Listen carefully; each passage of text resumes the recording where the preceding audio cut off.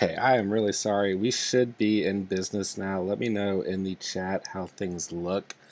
Uh, like I said, very, very new to the live streaming, so um, definitely some technical errors throughout this process. But I believe we are good to go. My plan was to do a mock draft before I hopped into this, but we may have ran out of time. But nonetheless, let's get rolling. I should know where I'm selecting from at this point. Uh, so let's see if I can go ahead and enter this draft and see what's going on.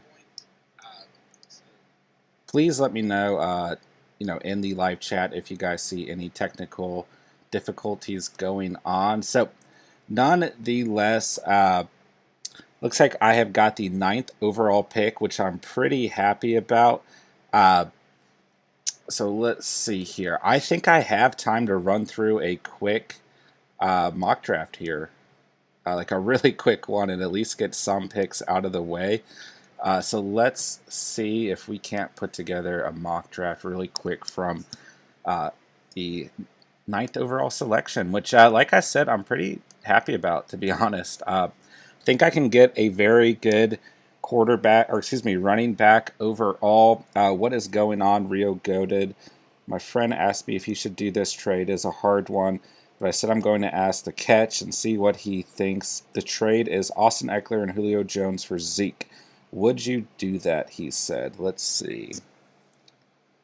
Man, I really just think it depends on your overall conviction in Ezekiel Elliott. If you think that he's going to add that much depth to your roster and you're willing to, or I mean, not necessarily depth, but overall value to your roster, then yeah, of course it's worth the trade. But I would still try and get another receiver out of there as opposed to giving up both Austin Eckler at the running back position and a receiver in Julio Jones at the receiver position as well.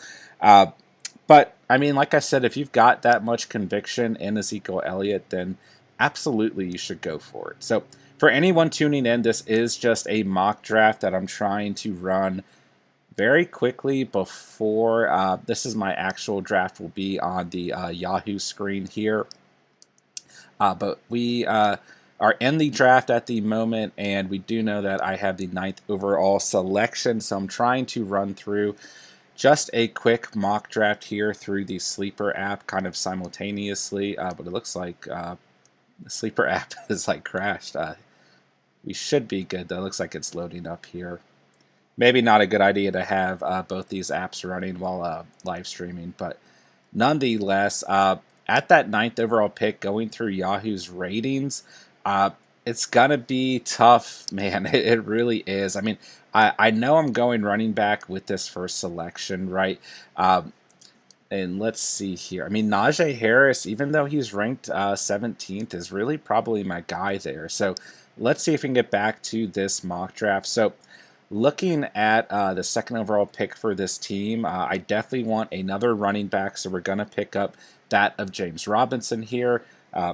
Looks like we've got someone else here in the live chat. Just to let you know, this is just a mock draft that I'm trying to run through before my actual draft starts at 8 p.m.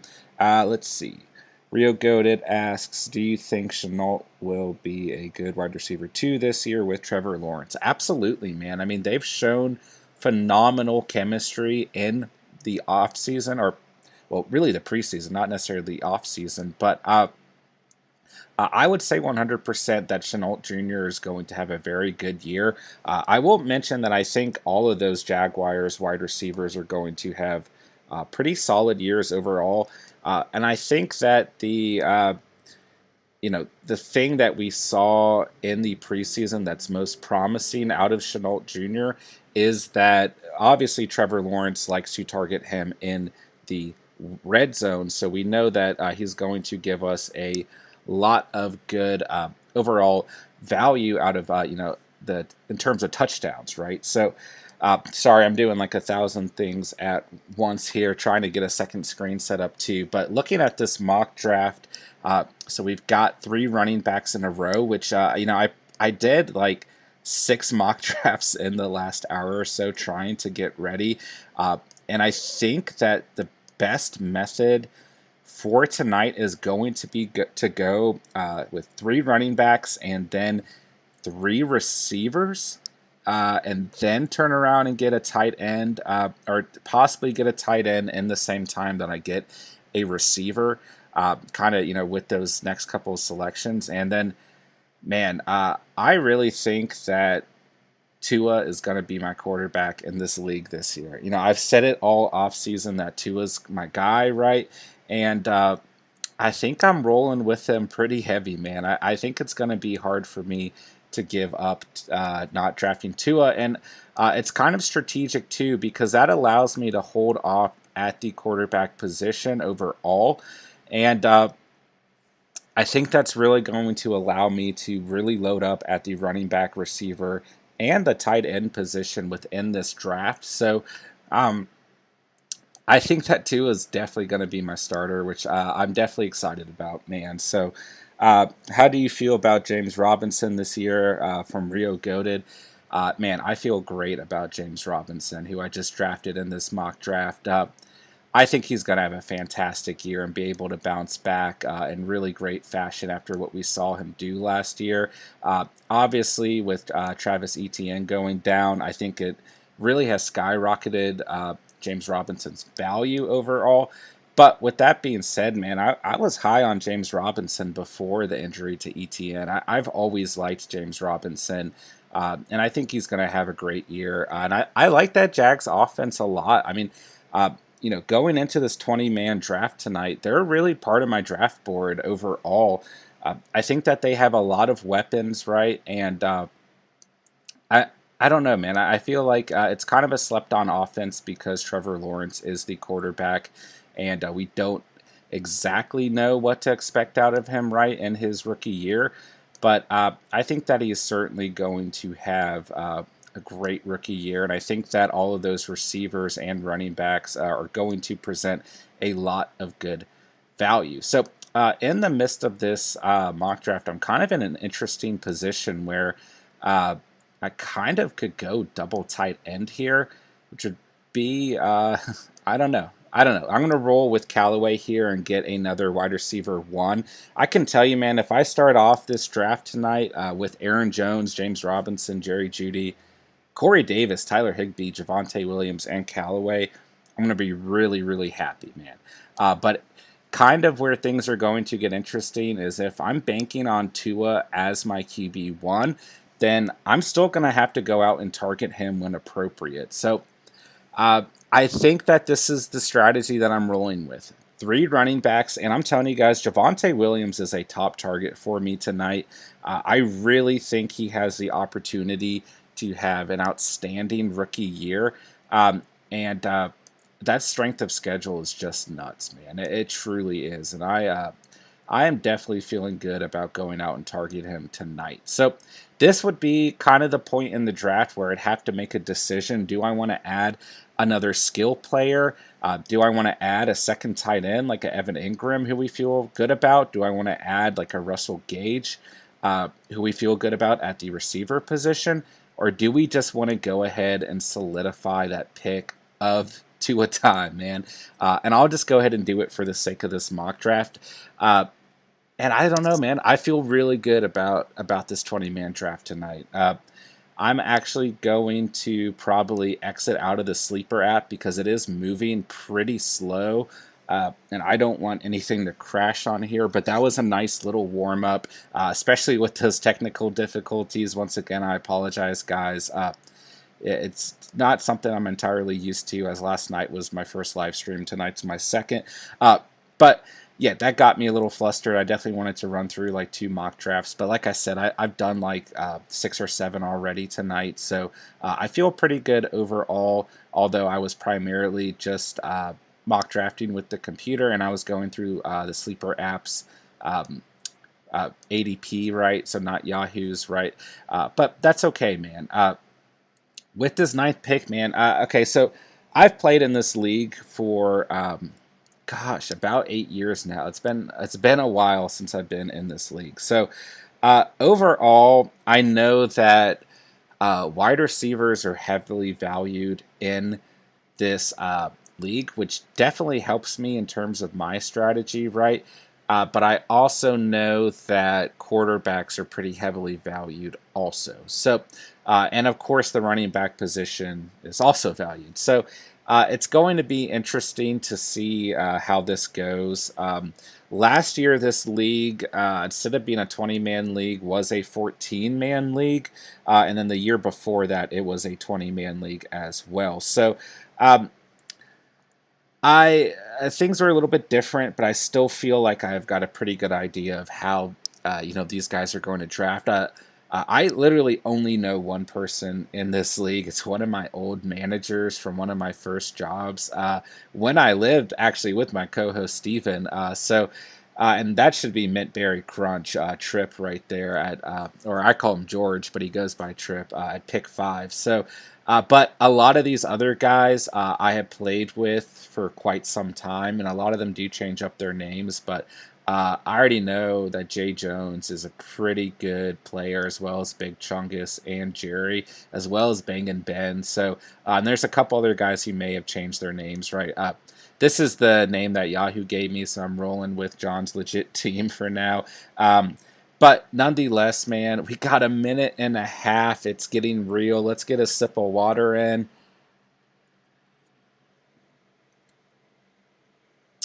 Let's get going, man. A minute and 20 seconds. As always, I thank anyone out there watching or listening so much for joining this live stream tonight. Excuse me. As always, man, drop a like down below. It does help other people get the opportunity to see this video tonight, see this live stream. Give us a little boost in the algorithm. Shout out to all of the Catch fam, man. Steven and I just greatly appreciate all the love and support over this last month or so. It's been a crazy journey, all building up to not only this 20-man draft, but mine and Steven's collaborative draft on Wednesday night. It's crazy, man. Fantasy time is here. It's official. Get in that live chat. Throw me some questions. Throw me some advice while I'm navigating this draft. I could not be more excited right now. Man, NFL football is coming up on Wednesday, man. It's unbelievable how time has flown. Rio Goated asking, would you rather have Aaron Jones or Zeke? It's a good question, man. I really like both of those backs. I would certainly be happy with either of them, right? I would be flipping a coin, to be completely honest, man. I think you pay a heavier price for Ezekiel Elliott. I think I have a better chance of getting.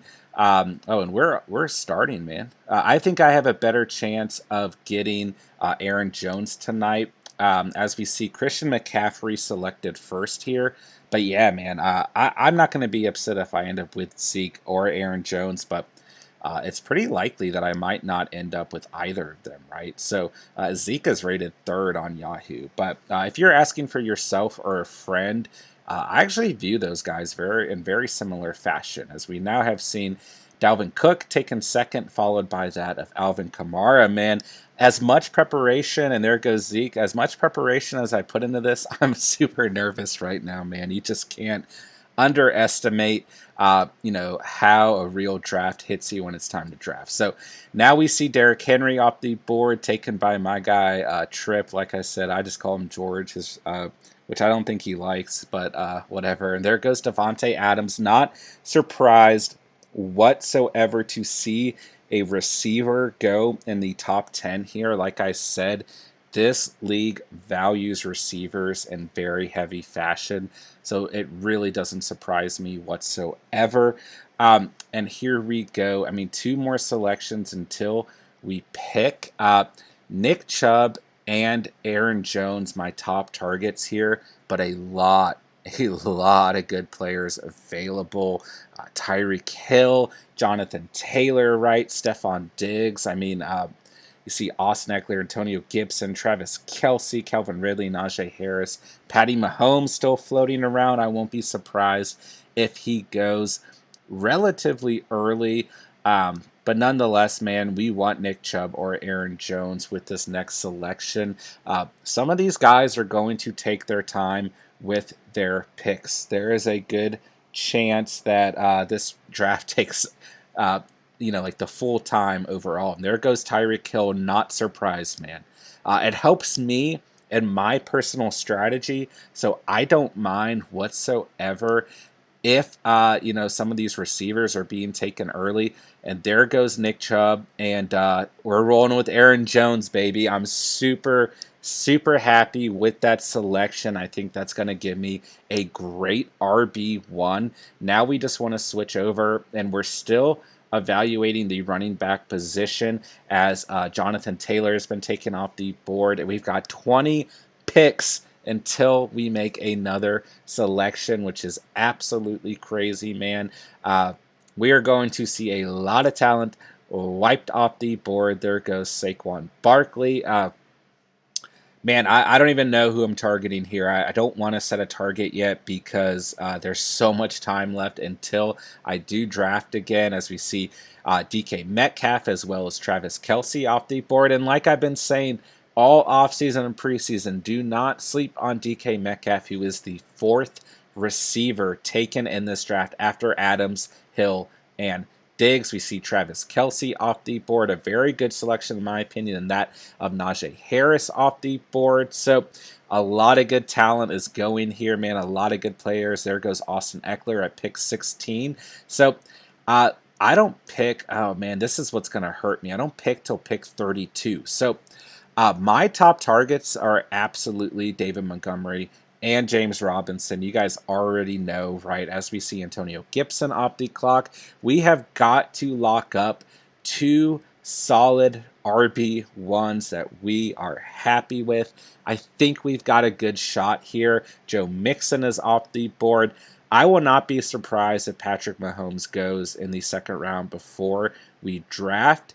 If he is available, man, at pick, let's see.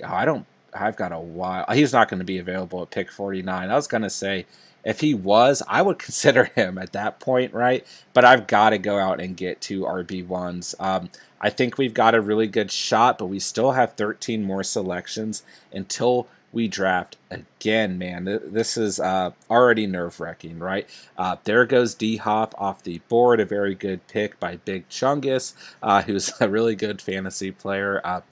This is going to be, I already have just an eerie feeling, man. I have a good feeling. I really practiced for this. I put a lot of effort into studying for this, but I'm really nervous, man, because it's just going to take a long time in between these picks.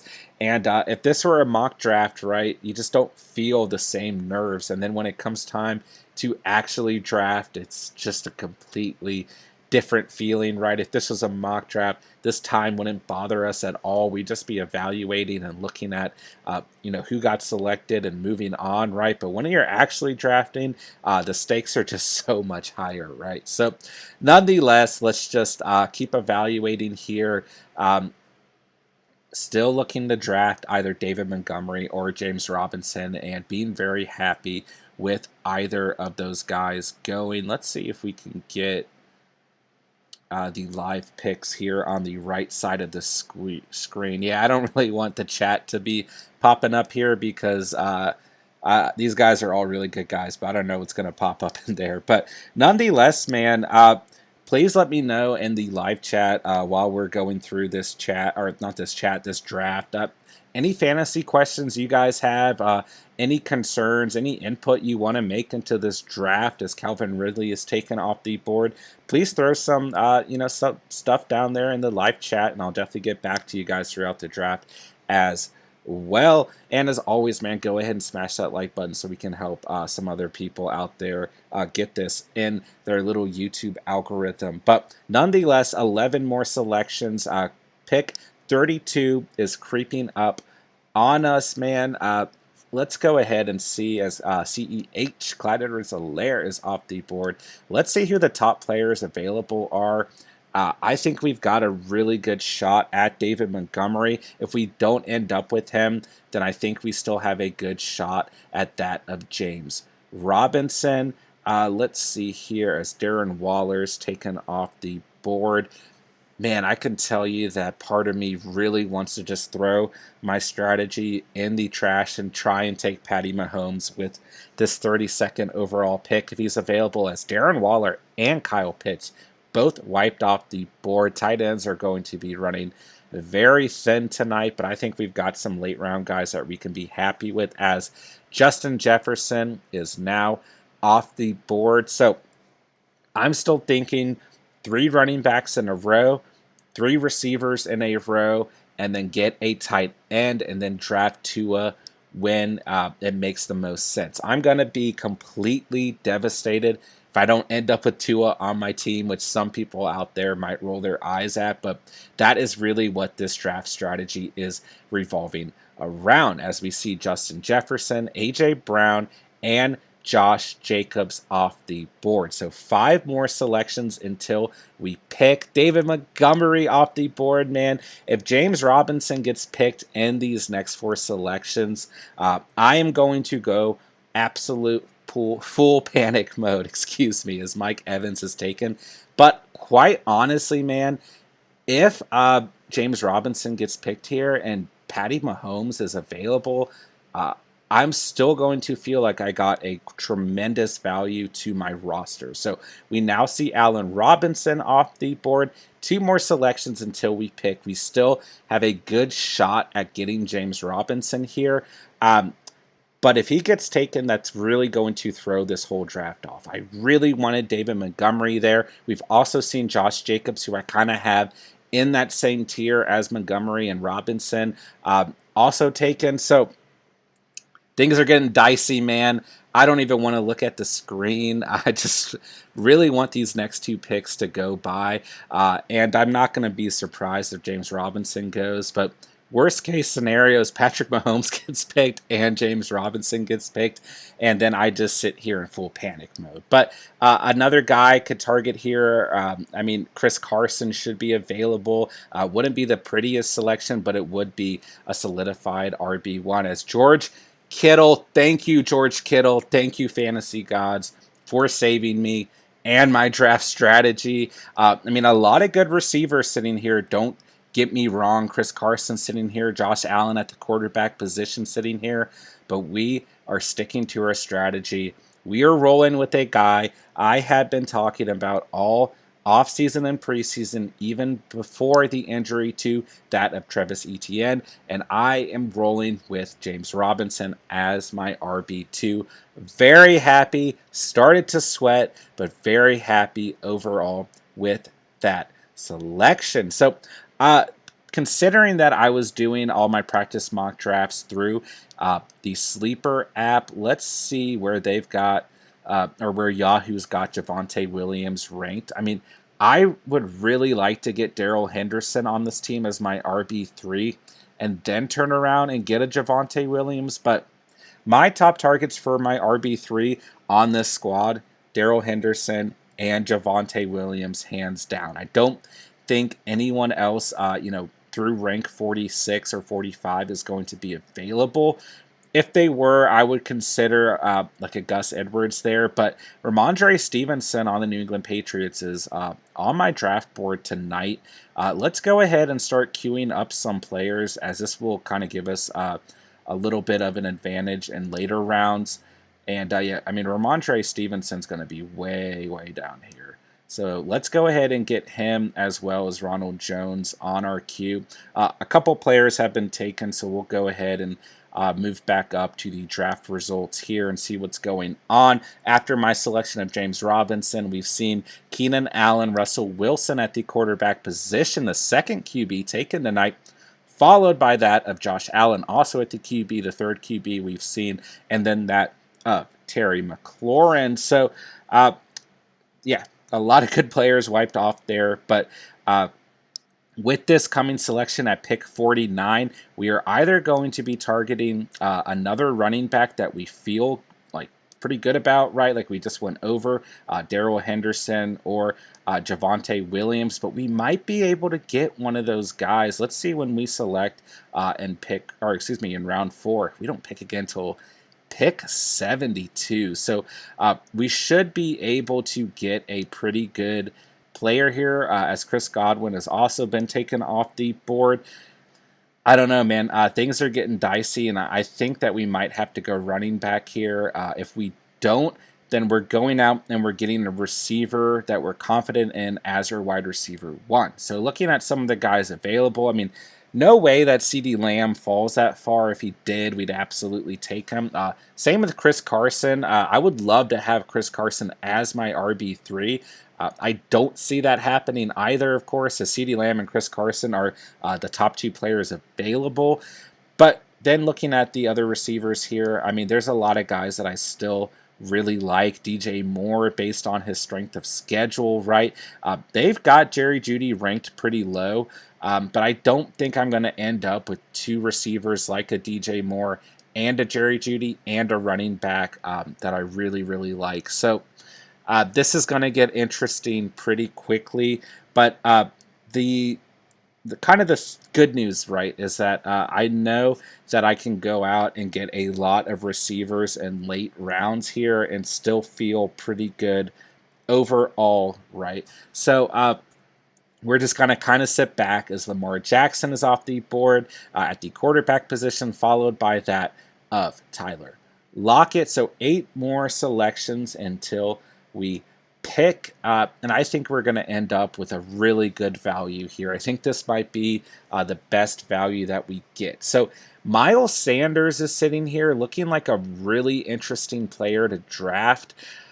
I don't know, man. Would you guys rather have Darrell Henderson or Miles Sanders or Gus Edwards, right? I mean, we still have 8 more selections until we pick. Or do I roll with DJ Moore, who's got an extremely easy strength of schedule? I think with DJ Moore, we might have an opportunity to hold off and get Robbie Anderson, who has that same strength of schedule and still presents some pretty good overall value at the receiver position. They had, DJ Moore and Anderson had pretty similar numbers last year. So it's really difficult to say, but my gut is telling me go with a 3rd running back. That's what I practiced in terms of, all my mock drafts tonight, that is, leading up to this, and I ended up with a lot of rosters that I really, really liked. So I think I'm going to roll with either Darrell Henderson or Miles Sanders. I don't know, man. I don't know. Like my co-host Steven has been super low on Miles Sanders. And I think he might be right on this one. But when we're looking at that of Darrell Henderson, he's been dealing with some injuries. I still see him as the RB1 in that roster overall. So this is a tough decision, but I think either way, we end up with a pretty good value overall. So we will just kind of sit back as CeeDee Lamb, man. CeeDee Lamb fell to pick 41.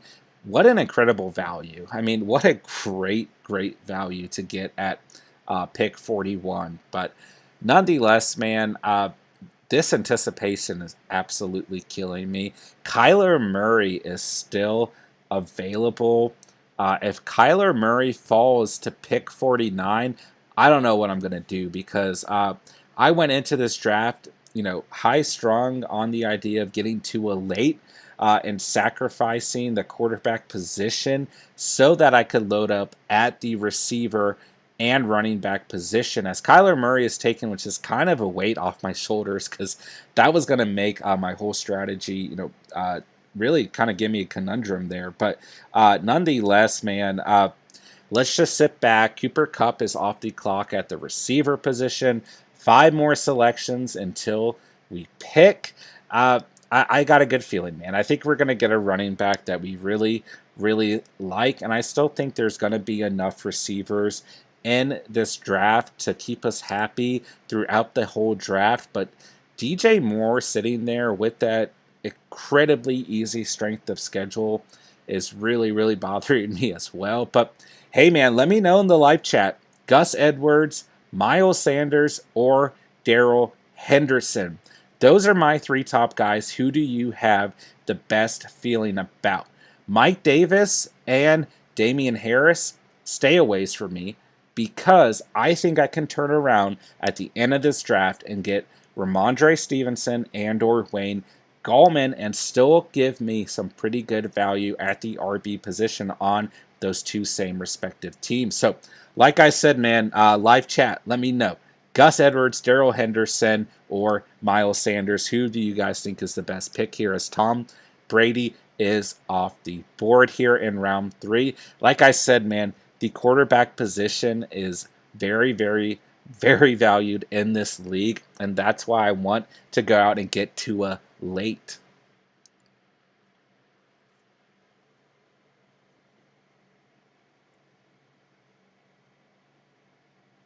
So, nonetheless, man, my co-host Steven has texted me not to pick Miles Sanders, which I'm not surprised about at all. Like I mentioned, Steven, not a fan of Miles Sanders.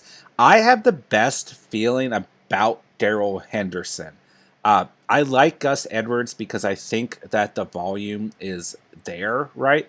But I also know that Gus Edwards' value is kind of deflated as long as Lamar Jackson is the quarterback in the Baltimore Ravens offense. And I really have a feeling that the Ravens are going to utilize more running backs in that backfield overall than the Rams are, right? I'm not scared about the Sony Michel trade. And hey, I might be wrong in the end on this one, but I don't really care, man. I've got the best gut feeling on Darrell Henderson, and that's something that I always talk about on this channel is trusting your gut, man.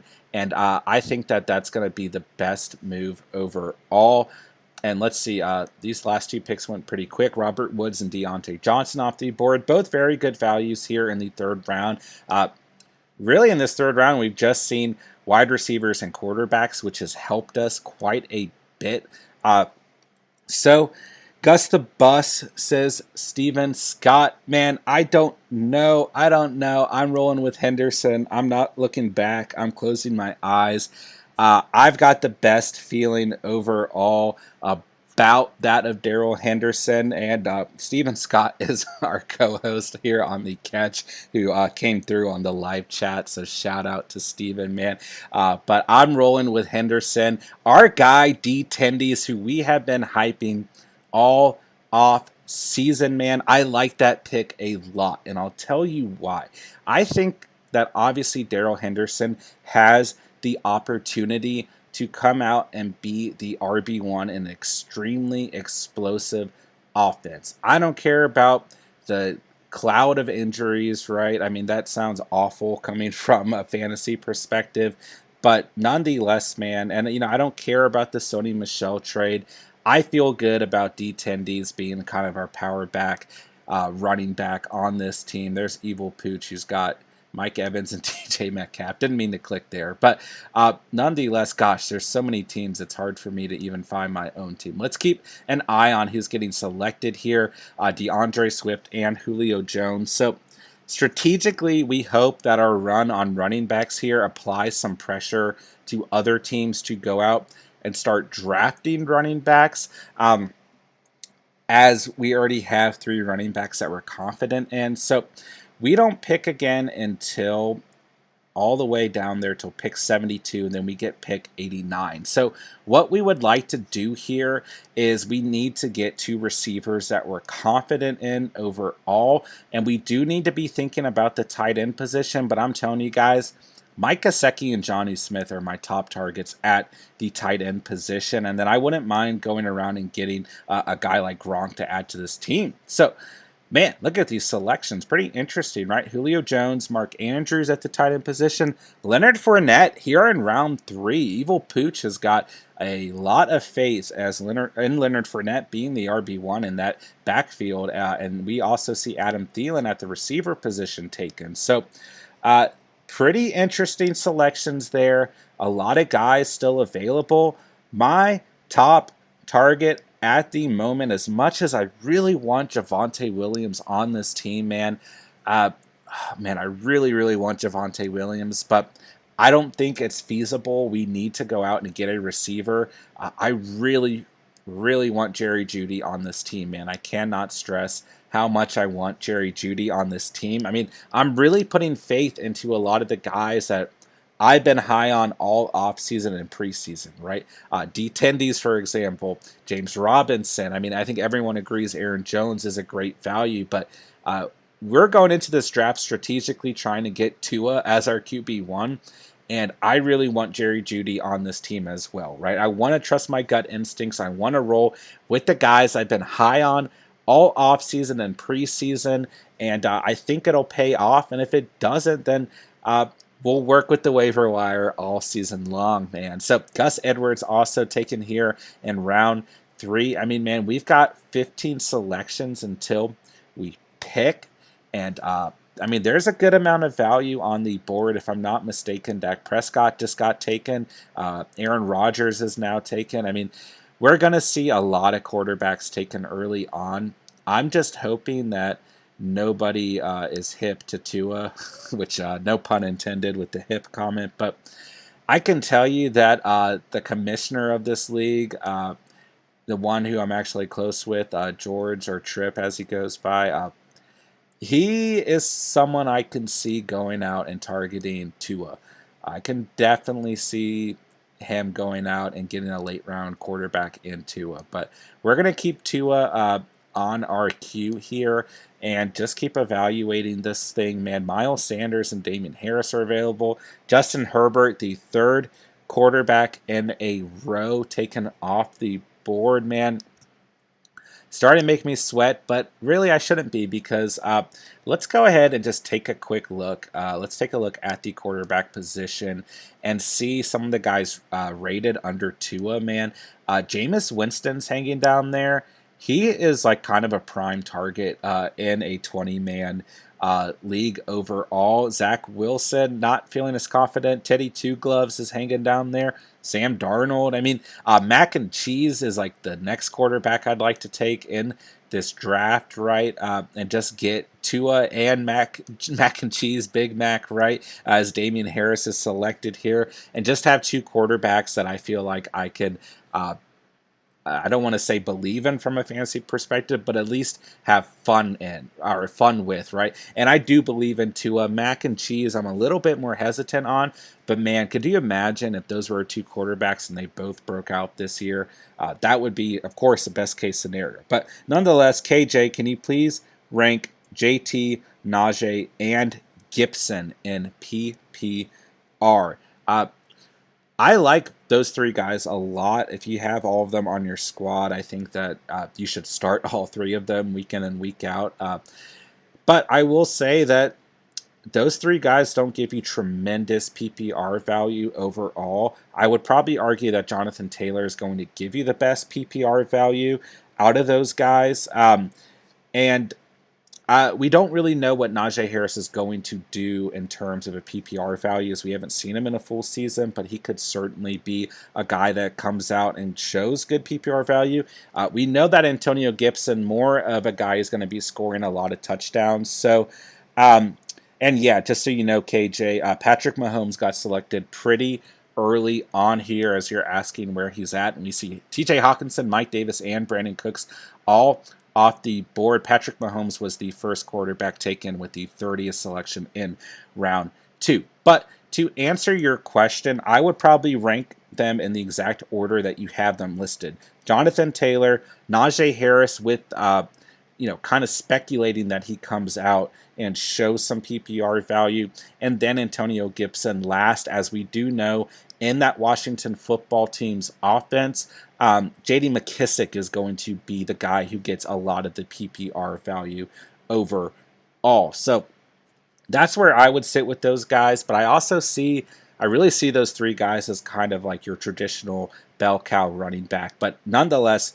three very, very good running backs to have on your squad, and you should be happy with that. So with that, man, go ahead and hit that like button, man. Let's hope other people see this live stream tonight, and let some other people get hip to the catch, man. You know that there's some people out there hurting for a little bit of the catch in their life, man. So let's see here, as Brandon Ayuk is off the board. Shout out to our subscriber, Made for TV _. We know that you like that pick right there. Miles Sanders fell all the way to pick 65, and now we see Matthew Stafford picked at pick 66, followed by Ryan Tannehill. 2 quarterbacks off the board, 2 QBs in a row here in round 4, but we already know our 2 targets at the quarterback position, Tua time and Mac and Cheese, Mac Jones on the New England Patriots. So we're rolling with my old school strategy of RB heavy, get some skill position guys that we like, and then get our quarterbacks at the end. I can tell you in my 12-man league that I'm playing with my co-host Steven, and I don't think that's my exact strategy, but in a 20-man league, man, you're going to have to make a sacrifice somewhere. And for me, I came into this draft making that sacrifice at the QB position. So, nonetheless, man, we're up in 4 selections. I'm going to get a sip of water, and I'm going to pray to the fantasy gods that Jerry Jeudy is available in 4 selections. All right, I said my prayer. So Kirk Cousins off the board, Jalen Hurts off the board. These quarterbacks are flying, man, and I knew this would happen. It's making me kind of uncomfortable because Tua is moving higher and higher, and when you look at the guys available, it's not good, and I could certainly see someone reaching for Tua. It's helping us in the sense that we can go out and get a receiver here that we need, but also looking at the running backs available, man, Kareem Hunt and Javonte Williams are both sitting here, and that makes this a very difficult selection. Ronald Jones, the second, is sitting here. You guys know that I like to go RB heavy. I mean, I've got some running backs at the end of this draft that I believe in, but there's some really good talent sitting here, and it almost makes me wish I took a receiver in the last round, just knowing that Kareem Hunt and Javonte Williams are still available here at pick 72, but I don't know, man. That's kind of perplexing me. That's kind of making me rethink my strategy here. Maybe I should go out and get 4 running backs. JT first even with Mac asks KG, KJ. That's a good question. We'll circle back to that in a second, man. Gosh, this is the toughest decision of the night as we see 3 running backs that we really, really value. But I'm telling you, man, we need to go out and get a receiver. And we're going with my guy, Jerry Jeudy, and we're going to move right along. So that's a good point, KJ, that Marlon Mack is in that offense, as well as Naheem Hines, which maybe this 20-man draft threw me off a little bit because those are both 2 players that you need to evaluate in that backfield, especially kind of like how I brought up J.D. McKissick being there with Antonio Gibson, right? So I think you make a great point, and I would say that out of those 3 running backs, I think they're pretty even still in terms of PPR versus standard value, right? We don't necessarily know how Najee Harris is going to be implemented from a PPR standpoint, right? So he might be your best bet, but I don't know, man. I would definitely be starting at least 2 of those guys week in and week out. Let me know what your receivers look like. I think you've sent me your team before. I just don't know off the top of my head, man, because you might want to consider flexing one of those running backs in every week as Trevor Lawrence is off the board. Like I said, Mintberry Crunch, my good friend Trip, he takes a chance at the quarterback position. He was the one guy I was a little scared might go out and target Tua. So nonetheless, man, we need to do some investigative work here. We need to see how many players have how many teams have a quarterback. So let's do the opposite. Let's count how many don't. So right now we're at 2, and we'll just go down the list here. 3 teams without a quarterback, 4 including me. So 4 not including me. And let's just keep going down because part of me, there's 5 without a QB. Man, I think we got to reach for Tua here. Like I said, yeah, there's 6 teams without a quarterback. And if Tua does get selected before pick 89 here, then I will probably just end this stream and never play fantasy again. No, I'm kidding. But I don't know, man. That would be a big punch to the gut, right? But there's a lot of good skill position players kind of floating around here, right? Uh, and man, I'm really banking on Tua, right? And I'm good with that, man. But we do see a pretty good stretch of quarterbacks available here that might allow us to get a good skill position player and then turn around at pick 112 and take Tua. It's dude, I'm gonna be sweating this whole night, man. This is scary. This is scary drafting as Jarvis Landry, Chase Claypool, and Jalen Waddle are all off the board, man. Things are starting to get dicey here. I'm glad that we're seeing a little bit more of a run at the skill position player. I would love to end up with Robbie Anderson here. I don't think it's going to happen by any means. Antonio Brown sitting there, also looking like a very feasible wide receiver too for this squad. But if we go out and get a skill position player here, man, we're really going to be sweating to get Tua. And I think there's some good enough skill position players that we can wait on. I don't know, man. We're just going to wait 9 picks and see what happens. I need a sip of water. KJ, my league is only 5 other friends, so 6-man league. I have Mahomes, Christian McCaffrey, Najee, Gibson, Jonathan Taylor, Mixon, DK, Terry, Cup, Deontay, and Kelsey. Dude, your team is absolutely loaded. You're going to have very difficult decisions to make week in and week out. Let me know how many flex roster spots you have, and then I'll tell you what I would do within, if that was my personal roster. So Myles Gaskin off the board as well here. And man, we're only in round 4, and I'm considering taking Tua. Like, I had a bad feeling. I knew that QBs go early in this league, but I forgot how early they go, man. Nonetheless, KJ, you've got 2 running backs and 1 flex. So considering that you're playing PPR, I would definitely start Mahomes, of course, right? At your first 2 receiver spots, I would definitely put DK out there and Scary Terry. At the running back positions, I would definitely put Christian McCaffrey, of course. And then, honestly, I would put Najee Harris out there. And then obviously at your tight end position, you're playing Travis Kelce every week.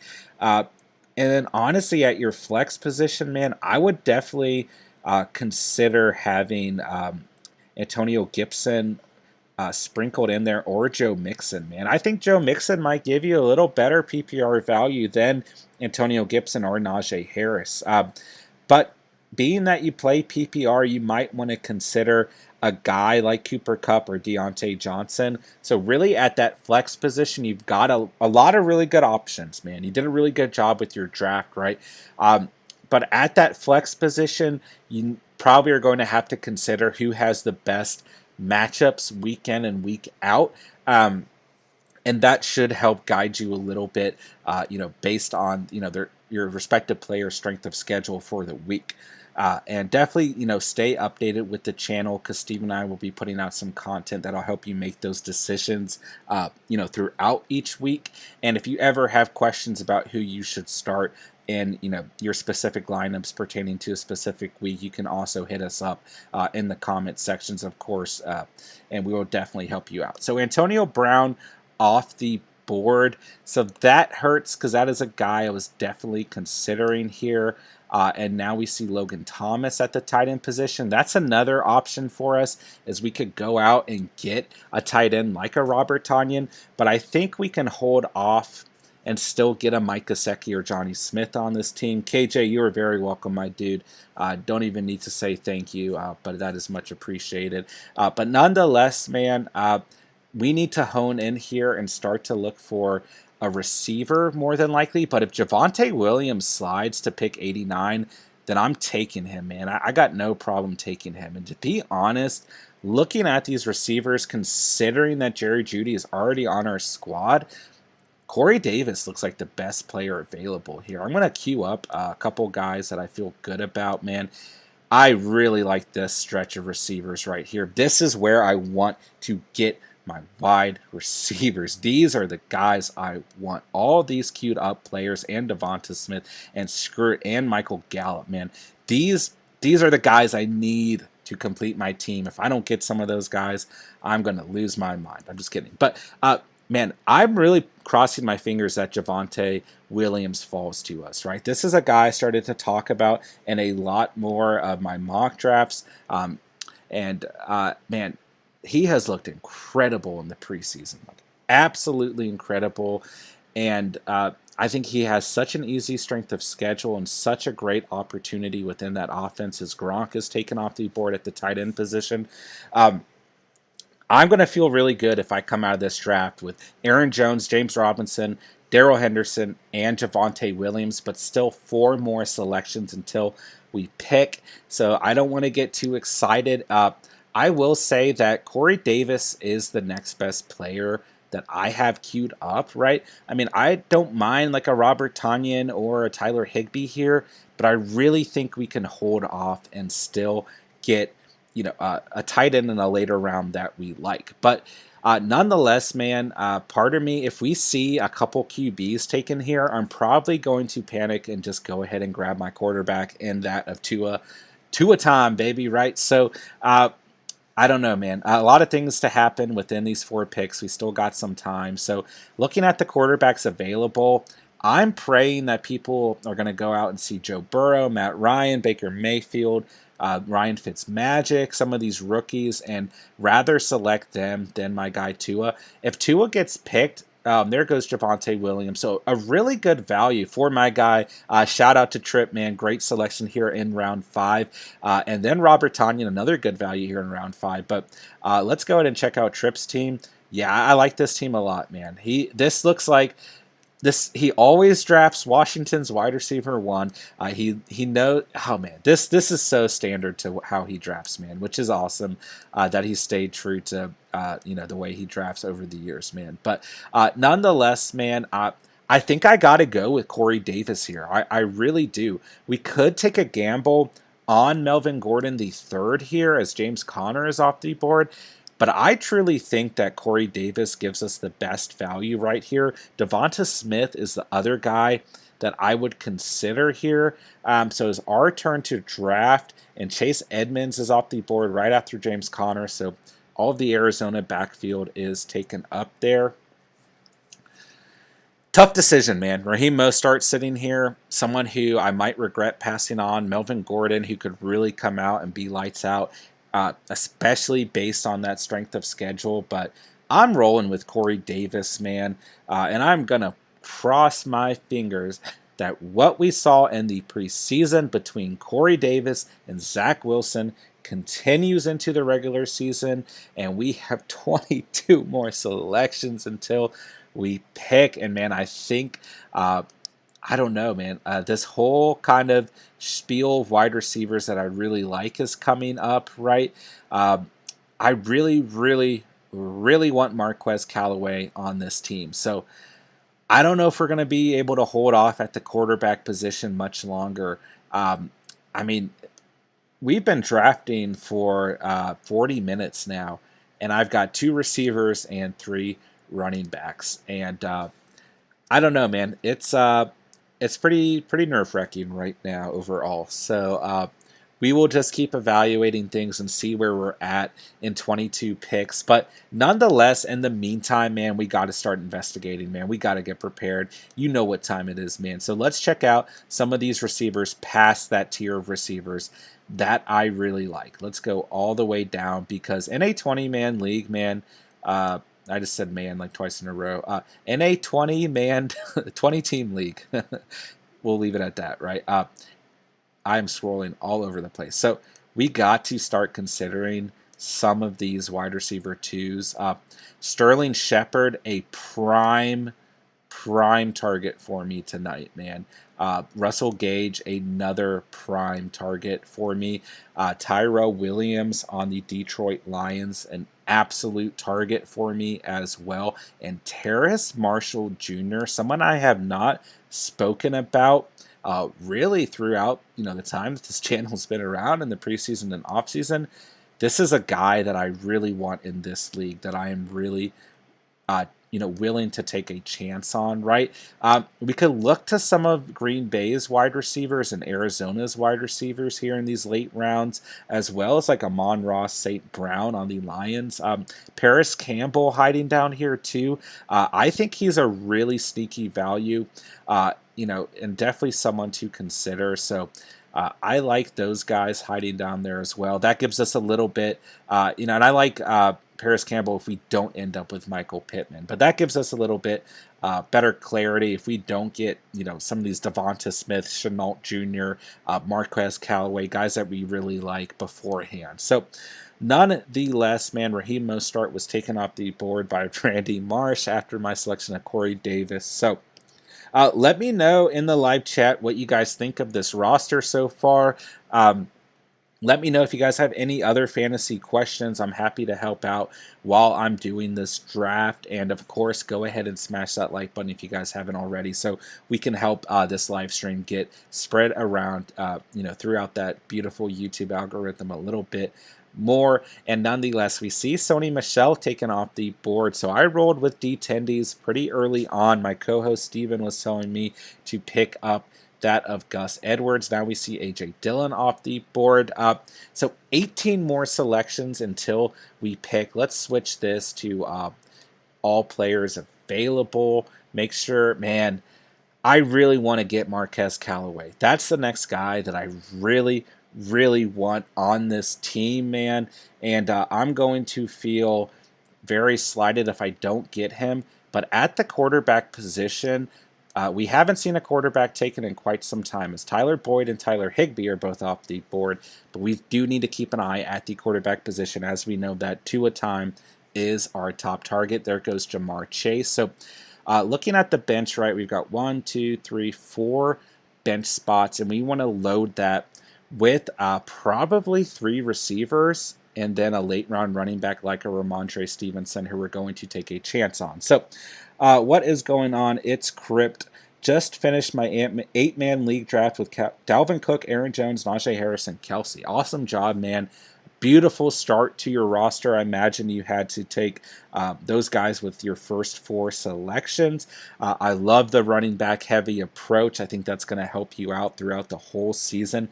Pairing Dalvin Cook with Aaron Jones is absolutely nuts, and adding Najee Harris, I think, is going to give you tremendous value. Someone who has the potential to break in as a top 10 running back, if not better. And how can you go wrong with that of Travis freaking Kelsey, man? Best tight end in the league, one of the best players in the league overall. You said Aaron Jones in the 3rd round and Najee Harris in the 4th. Absolute steals, man. I could not agree with you more. Absolute insane steals. Great job, man. It's beautiful when you go out and you draft and those players that you really like or really want fall to you at the exact times that you want them. And I'm sure that you had a good feeling coming out of that draft. So congratulations and shout out to you. It's Crypt. Let me know who else you ended up with that draft, some of the receivers that you got as well. I'm interested to see.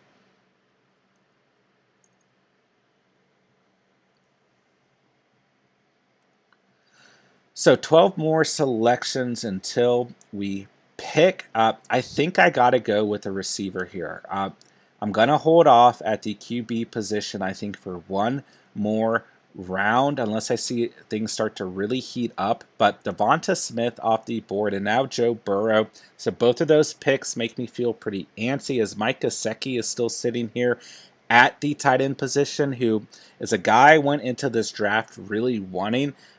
We know that Gronk went pretty early in this draft, who was kind of giving me a little bit of faith in drafting a tight end pretty late in this draft. But Mike Gesicki sitting here, someone that we'd really like to pair with Tua in this draft, right? It's tough, man. This is going to be a really tough decision coming up quick, as we see Shenault Jr. and Jacoby Myers off the board, 2 receivers that we really wanted.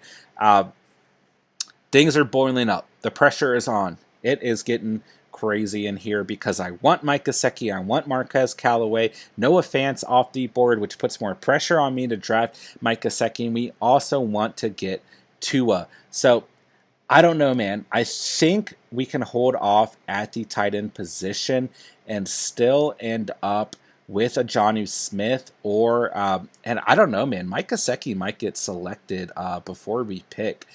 But I think we can end up with like a Mike Evans and or Jonnu Smith and still get pretty good value at the tight end position as Michael Pittman is off the board. A lot of good receivers being wiped out here. And we only have 2 receivers on this squad. So it's Crypt. You got Mike Evans, Cooper Kupp, DJ Moore, and Brandon Ayuk. Got a lot of high hopes for all of them. I do too, man. DJ Moore, those Carolina Panthers have the easiest strength of schedule from the receiver position, so an absolute great value. Brandon Ayuk, my co-host Steven's breakout player of the year candidate, and I have got a lot of faith in Brandon Ayuk as well. I think that's a great value. And then Cooper Kupp's going to be a PPR machine this year, and Mike Evans gives you that really big scoring ability, so I think those are great receivers, especially paired with the rest of your roster. Let me know who you ended up with at the quarterback position as well. I'm sure it's a good quarterback, but I think you put together a great squad, my guys. So nonetheless, man, if you guys just got in this live chat, go ahead and hit that like button as it's going to help this live stream be spread around to some other people out there as well. So 3 more picks until we select. Marques Callaway, I think, is my top target. I really wanted to get Mike Gesicki in this draft, man, and come out with Marques Callaway. I don't think it's going to happen, man. I think we're going to have to sacrifice the tight end position for another skill position, right?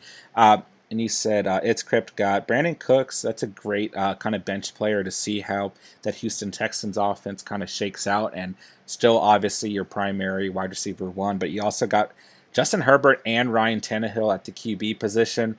I think those are 2 fantastic quarterbacks. Looks like he went pretty running back heavy and loaded up, and tight end early, and then loaded up at the receiver position, but still came out with 2 great quarterbacks. So fantastic job drafting, man. Thanks for letting us know who you got in your draft. Definitely think you did a great job in your 8-man league there. So nonetheless, man, I'm really crossing my fingers that Marques Callaway falls to us here. I just think that he gives us the best wide receiver 1 potential. Although guys like DJ Chark and Will Fuller are sitting here, right? I really want Marques Callaway. That's a guy who I went into this draft wanting on my squad as Nyheim Hines is taken off the board. Man, this is tough. This is really tough. I think a lot of teams have a tight end already. I could be wrong about that, but this is really tough overall, man. A lot of these selections have been really tough overall. I don't see the receiver position floating out to pick 129. I think a valuable enough tight end like a Johnny Smith or a Gerald Everett could land out. I don't think that Mike Gesicki falls to us. If he does, then we are ecstatic. But I am going to reach for Marques Callaway here.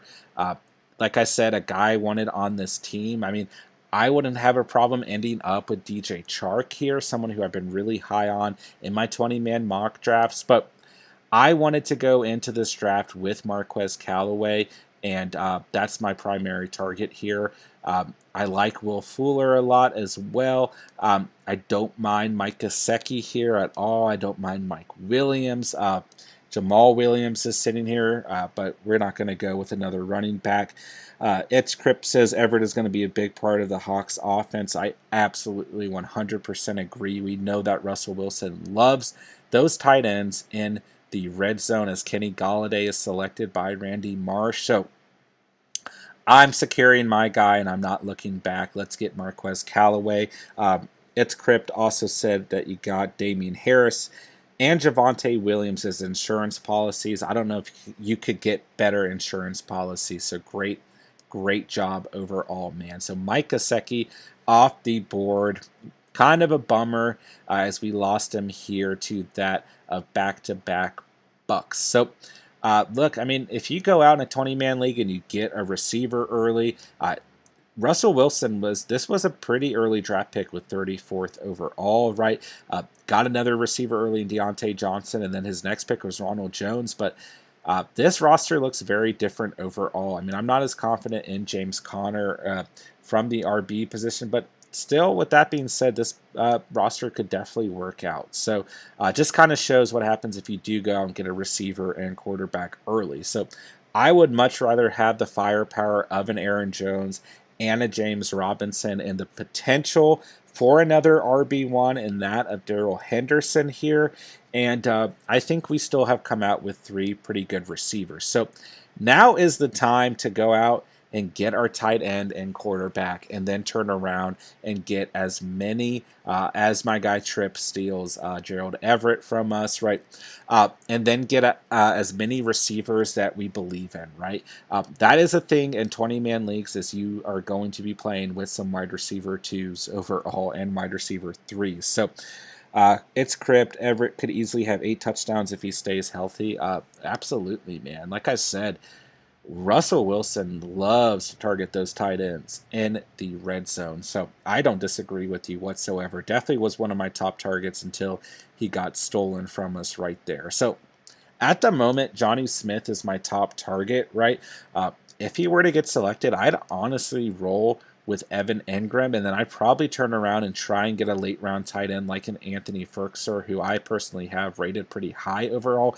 Mac Jones off the board. We can no longer take Mac Jones in this draft. I am heartbroken, man. Truly heartbroken that Mac and Cheese is not on my 20-man roster. It is what it is, but I will say that is applying some pressure to myself overall to go ahead and get my quarterback and Tua.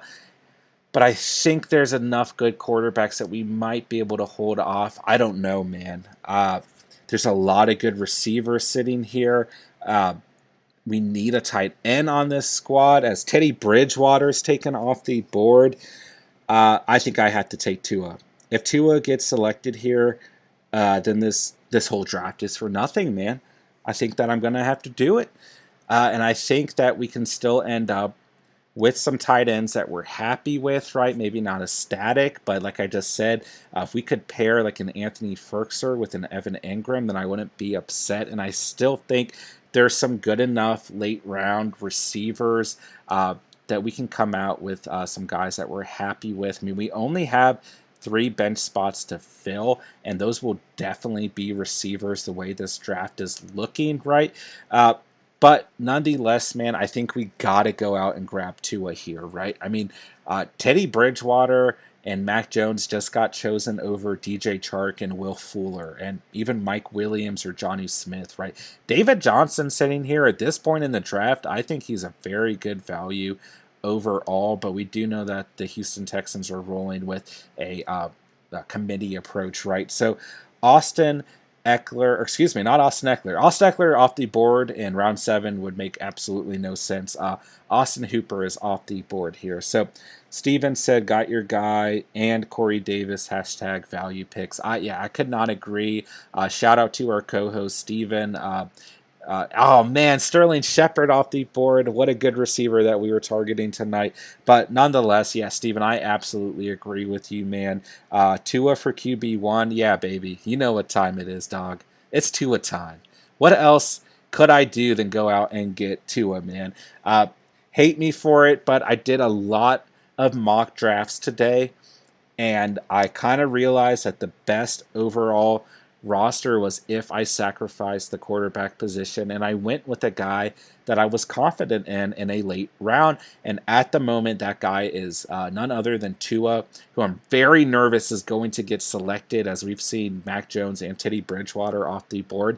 I really wanted to pair Mac Jones with Tua in this draft, right? And just have 2 guys that I could root for week in and week out. But I'm very surprised that Mac Jones got taken here by Alex's majestic team. But I actually really like this squad from a 20-man standpoint, what he's put together there. But What you will see with a lot of these teams that went out and got a quarterback and a tight end before starting to add to their flex position and bench is that at the end of this draft, their flex position and their bench is going to be very, very thin.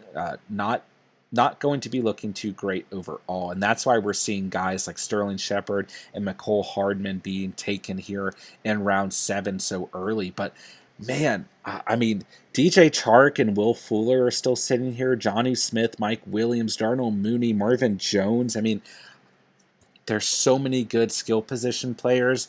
But this is what we need to do. We need to see, I think every team drafts before we draft. We need to see what teams have. So I'm literally going down the line. I want to see if these teams have QBs or not. Randy Marsh does not. Joe does. Don't Cat Me Bro does. Evil Pooch has Kirk Cousins. Ultron, who does he have? Ryan Tannehill. Man, I just don't know. We've got 2 teams so far without a quarterback. If one of those guys reaches for Tua, then I'm going to feel like absolute crap, right? But there's some pretty good quarterbacks available, and there's only 2 of these teams that don't have a quarterback, but the word 2 sounds a lot like the name Tua. Yes, Rio Goated, my guy, Tua is still on the board. I think this is probably the only live stream draft in the entire, off-season, preseason for the upcoming year that is so, oriented around Tua. But all I'm saying is, man, there's still Baker Mayfield, Ryan Fitzpatrick, and some rookies left. Jameis Winston still sitting down there. If worse comes to worse, I think we should take a skill position player, man. I think we should. There are some really good players on the board, man. I will tell you guys, I'm sweating like crazy right now. The LA defense off the board, that might help us. That might really help give us some cushion if we see a little bit of a run at the defensive position. I think we have a chance, man, to get a skill position player and get a QB. I'm going to tell you guys that I'm not going to panic at the quarterback position if Tua gets selected, right? Let's go ahead and see, because like I said, Baker might be floating around, who I think he's going to have a pretty good year overall. Let's go ahead and grab, let's move my baseball here. We've got Baker with us. Baker is going to bring us some good luck. Tell your friends, tell your family to hit that sub button. If you guys haven't already hit the sub button, go ahead. Our 100 subscriber is getting my Baker Mayfield Funko Pop sent to them. And we need Baker's good energy right now because I'm passing on Tua once again at pick 129. But don't get me wrong. I mean, we got 2 more picks until I pick. Tua could get selected here. But all I'm saying is there's only 2 teams who need a quarterback, right? And I think that there's just enough cushion that we can take one more skill position player and then get Tua. So nonetheless, man, Washington football team defense off the board. Man, I think I got a shot to get DJ Chark or Will Fuller or Mike Williams or Jonnu Smith. Those guys just look like they're adding tremendous value overall. Jonnu Smith off the board. Let's take a flyer, man. Let's do it. Let's take DJ Chark. Let's get another receiver, man. That's wide receiver 1 value in my eyes on this board. And now I need a sip of water. We are praying to the fantasy gods that Tua falls to us. A lot of these picks should go by quickly. Randy Marsh takes Baker Mayfield off the board. Thank you, Baker. You're giving us the energy we need. I need a sip of water as Justin Tucker is off the board. 20 more picks until we select.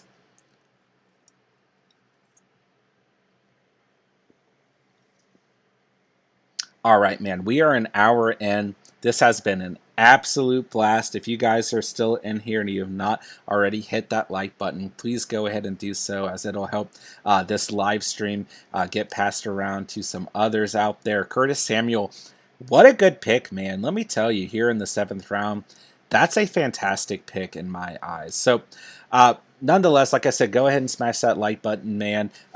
Get some of your friends and family in here too while we're finishing out the night. And of course, nothing helps the channel more than hitting that subscribe button if you guys are not already subscribed. So what I want to do here is kind of have some late round running backs in mind. My guys, to target here in later rounds, J.D. McKissic. Telvin Coleman is the running back on the Jets that I'm willing to take a chance on at the moment. And my guy, Ramondre Stevenson on the New England Patriots. I don't want to sleep on him whatsoever. But also, Tyson Williams is someone I would take a chance on, as he is reportedly the RB2 in that Baltimore Ravens offense, which gives him similar value to what we saw out of Gus Edwards last year, right? With J.K. Dobbins being the RB1, right? So it's not the best value, but at this point in the draft, it is value nonetheless. So it looks like one player got drafted. Okay, never mind. 19 more selections until we pick. The other guy, let's go ahead and see, got drafted real quick. Evan Ingram, a really good selection. That does hurt us, but we will move along. Our tight end position is going to be awful. We need 2 tight ends on this team, right? Man, I don't know if we're going to be able to draft another running back, considering that we are probably going to have to get 2 tight ends to come out of this draft feeling confident in any way, right?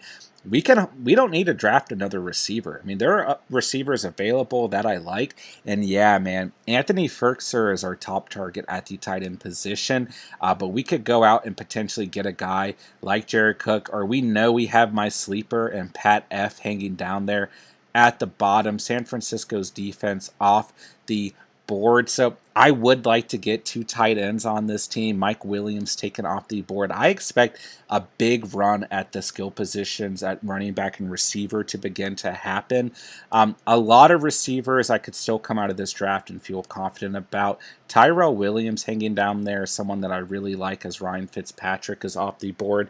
I won't be surprised if Tua gets selected, man, because a lot of these guys want a second quarterback on their team, but I can tell you that a lot of these guys are feeling the pressure, on their bench overall, and we still have a lot of good names available. So Justin Fields off the board gives us a lot more pressure overall, right?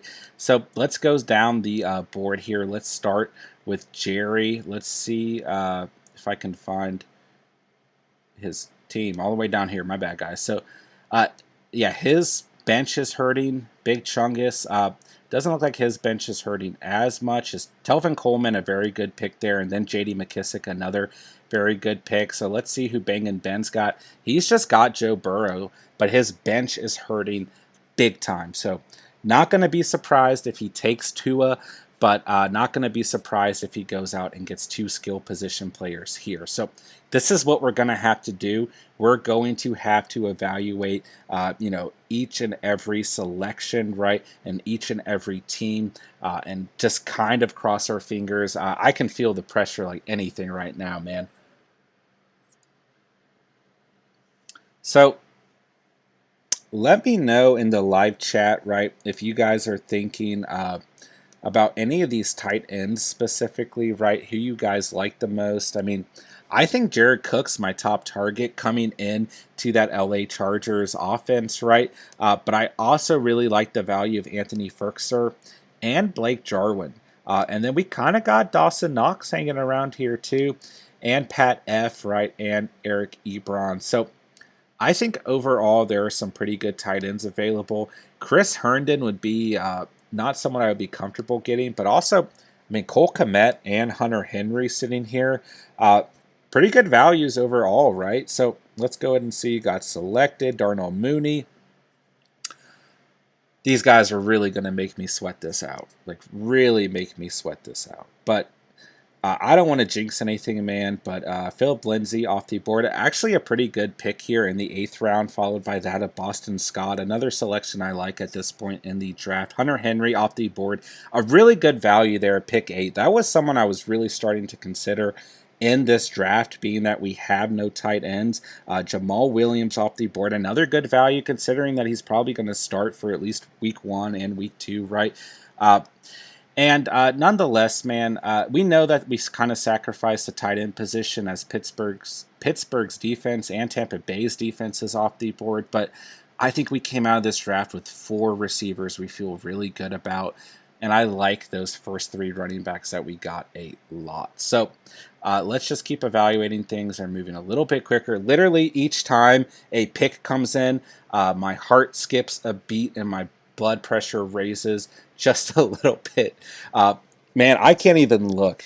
This is what it's all about, man. This is what fantasy football and drafting is all about. Wayne Gallman, a excellent selection there in the 8th round. Someone who has the ability to eat into Mike Davis's carries. Someone who was very, very serviceable for the New York Football Giants last year, replacing that of Saquon Barkley, right? And then interestingly enough, Mike Davis last year on the Carolina Panthers, replacing that of Christian McCaffrey. So both of Wayne Gallman and Mike Davis coming in replacing 2 absolute stud running back ones. So I like that selection of Wayne Gallman, someone who, shout out to our loyal subscriber, one of our day 1 subscribers, made for TV _ just hit me up in the comments about going out and getting on the waiver wire, just with that overall potential, right? But nonetheless, man, Baltimore Ravens defense off the board. I think that Randy Marsh just came out and got a quarterback. So as long as Tua doesn't get picked in the next 35 seconds, I mean, I can't even look at the screen, man. As long as he doesn't get picked, I think we got a good shot here. I'm seriously just staring at my desk, staring down and glancing up. We got Baker. We need his good energy, man. We need that energy from Baker Mayfield coming through, man. But realistically, let's just prepare for Tua getting selected here. Although we only have about 8 to 5 seconds at this point. I mean, okay, so we do know that Tua didn't get taken. Marquise Brown, I can't even pronounce anything right. Marquise Brown of the Baltimore Ravens off the clock, and the Denver Broncos. We did it. We did it, the catch fam. We are getting our guy Tua with Trey Lance and Ben Roethlisberger still sitting there. I don't even care, man. I will tell you, though, in round 9, if Trey Lance is available, I will definitely take a shot on him, man. I think he's worth the shot, especially pairing him with a guy like Tua. So, nonetheless, man, I feel really good about that pick. Will Fuller was sitting there, and David Johnson, who would have been pretty good selections. And let's pull up the roster, man. I feel really good about this team from a 20-man league standpoint, right? We've got our QB in that of Tua. I am riding all day long with that selection. I've been talking about this in the preseason and in the offseason, man, and I feel really good about Tua time being my QB1. Have no beef with that whatsoever. Throw me shade, throw me hate in the comments down below, but or in the live chat, right? I'm happy with Tua as my QB1, and I'm rolling with a guy that I have faith in. And look, man, we came out with 4 receivers that we have full confidence in, man. Corey Davis, Jerry Jeudy, Marques Callaway, and DJ Chark. I feel excellent about those 4 guys, and our running back core has a potential to be absolutely lethal with Aaron Jones, James Robinson, and Daryl Henderson, right? So now we are looking at that glaring hole at the tight end position. So Jared Cook is my top guy here, someone who I talked about when Steven and I first made this channel. Very, very early on, I did a video on QBs after tier 1. Jared Cook is getting up there in age, I get it, but he's been a serviceable, tight end. I mean, 7 touchdowns last year, over 500 receiving yards. He comes into that Chargers offense, and I think he's kind of a guy I view similar to like a Gerald Everett, kind of in that same tier. And I'm going to be happy if I come out of this draft with Jared Cook at my tight end 1. I mean, the other option was we would have passed on one of these 2 receivers, Callaway or Chark, for a tight end, which we might regret in the long run, as Russell Gage, Will Fuller, and Elijah Moore are all off the board. But Nonetheless, I think we're going to be okay. And what we're going to have to do early on in the season is really evaluate some of these other tight ends, like my guy Pat F, like Eric Ebron. What's going to happen, with the Pittsburgh Steelers and their tight end situation? We could possibly get one of those guys early on. What's going to happen in Minnesota, as we know that Kirk Cousins loves to target the tight end position, right? So we could potentially get one of those guys early on. OJ Howard is someone, if he comes out healthy, we could get. There's a possibility that Blake Jarwin goes undrafted. And, I like Blake Jarwin out of him and Dallas Schultz, but they are technically competing for, that tight end one position, right? Looks like I haven't heard of Darnold Parman Jr., which is probably bad on my end, but he might eat into those targets by Jared Cook. But Mo Alley Cox is another guy who I kind of like hiding down here, and Jack Doyle, right? They kind of split the touches there in that offense, but it's worth monitoring, right? And I think that overall, if I come out of this draft, they got Pat F with a projection of 601 receiving yards. I mean, that's great, right, at this point in the draft. And then the other guy I really like here is Dawson Knox. I mean, not going to give us tremendous value, but he's the tight end one in an extremely explosive offense. So it's really interesting, right, seeing that of Zach Ertz rated so low with just a year or two ago. This was like a top 3, top 5 tight end, right? But things change very quickly in the NFL. Cole Comet is someone that I really, really like as well here. I wouldn't actually mind going out and targeting him. So, nonetheless, man, let's hone in as we saw a little bit of a run at the receiver position. We're seeing a lot of defenses off the board, and that's not going to bother me whatsoever, man, as we know we can stream a defense week in and week out, and we might even be able to come out of this draft with a pretty good defense overall. So, nonetheless, man, there's still a lot of good talent on the board, man. Michael Thomas is someone we could pick up and kind of snag, right?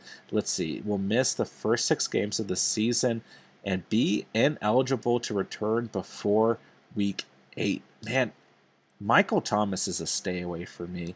I'm putting all my coins in the basket. I don't think that's even the right phrase, but I'm putting all my bets on Marques Callaway, who we went out and some might argue we reached for in this draft. But coming up in 10 picks, we have got pick 169, and it might not hurt for me to pick up like a Ben Roethlisberger or take a chance on Trey Lance, right, and kind of stash him for the year. But Cole Kmet sitting there and Jared Cook really looking like the 2 guys that we need to target, right? Henry Ruggs would be a very interesting selection. I like Ramondre Stevenson a lot.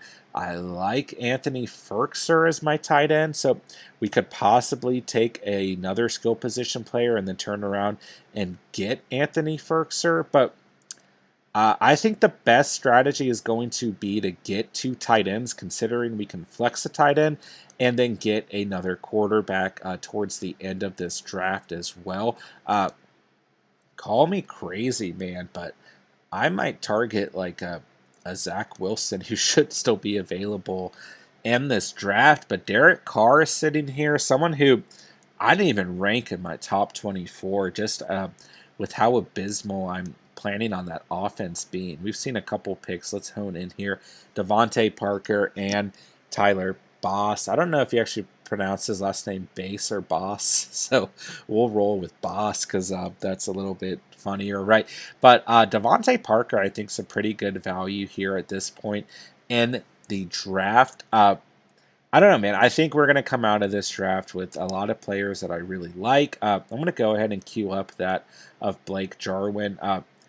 I really don't like that Raiders offense like I just talked about. I didn't even rank Derrick Henry in my top 24, but nonetheless, man, he's a wide receiver 1 at the moment, so it might be worth it. I don't know, man. If I'm going to pick up another quarterback in this draft, it is Jameis Winston. how can you sleep on this guy, right? Okay, we're playing in a 20-man league. I just want to put that out there. You guys have already seen how thin the quarterback's position has gotten throughout this draft, and the last time we saw Jameis as a starter, I get it. He threw over 30 interceptions and had quite a few fumbles. He also threw for a lot of passing yards and a lot of passing touchdowns. So I see that offense as being very, very pass heavy. And I think that he is definitely worth a selection at this point in the draft. Jalen Reagor on the Philadelphia Eagles is a really interesting selection, but I don't know, man. Daryl Williams is really looking like a guy that I want to get on this roster, as is Jameis Winston. So I think we're probably going to come out of this draft with just one tight end, and then hopefully take a chance throughout the waiver wire. And I don't know, man. There's a lot of good players still available. I'm kind of regretting not taking a tight end earlier on, like a Mike Gesicki, but not necessarily. I still don't regret going out and getting these 4 receivers that we went out and got. Rio Goated, you have a really good team for a 20-man league. I appreciate that, my guy. Really do appreciate that, because this has been very, very stressful. But I think we came out with 4 receivers, like I said, that we feel really confident in, that we can play week in and week out. I mean, I guess you could argue that Marques Callaway loses some value whenever Michael Thomas comes back, as we see Zach Ertz taken off the board. But I don't know, man. I feel pretty confident in Marques Callaway, and especially if it's going to be for 8 weeks, as we now see Michael Thomas off the board. I think we got some tremendous value in this draft, and I'm riding the Tua train all day, man. We haven't really seen, we haven't seen a single quarterback taken since I selected Tua. So maybe I reached just a pick too early, right? Maybe I could have got a better tight end, but nonetheless, man, I'm not too upset about it. So my next target, I'm really feeling Anthony Firkser, man, over Jared Cook and Blake Jarwin, right? Firkser closes preseason in the same role as last year. Let's see.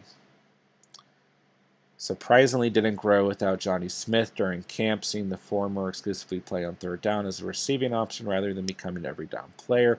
It's concerning since Firkser was projected to surge as a top flight tight end too, who would presumably be on the field often. Managers can leave him on waiver wires ahead of week 1 in redraft. So that definitely scares me. That is not the type of report I would like to read on a player I'm considering drafting. I think we're going to stick with Jared Cook. Man, I wish we had one more bench spot on this roster. I think we could come out with 1 or 2 more players that we really, really like, right? But my top targets right now, Jameis Winston, Daryl Williams, and we're going to go out and take Jared Cook here. So I think we're going to come out of this this draft with a lot of good value. I also like Cole Comet, who's sitting here on the Chicago Bears, but we know that Jimmy Graham is still in this offense and going to eat into those targets. So I'm going to trust, in honor of the catch and in honor of the catch fam, I'm going to trust a tight end that I spoke about in one of the first videos I ever made for this channel. And we're going to roll with the old timer and that of Jared Cook. And I got no beef with that. We know that we can turn around and get a tight end on the waiver wire like my guy Pat F, more than likely, and still feel pretty good overall. So Emmanuel Sanders is sitting here, as well as Terrace Marshall Jr., who I think are really good values at the moment, man. I mean, we've got 4 receivers that I really, really like.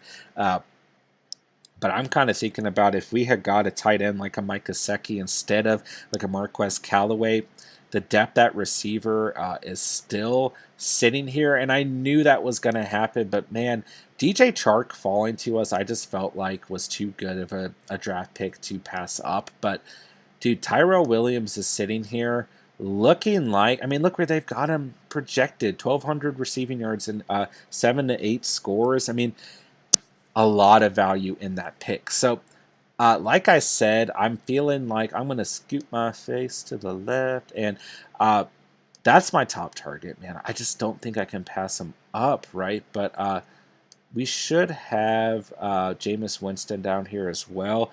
I mean, I would like to give as much faith as I have in that of Tua, right? I would like to give him some support at the quarterback position.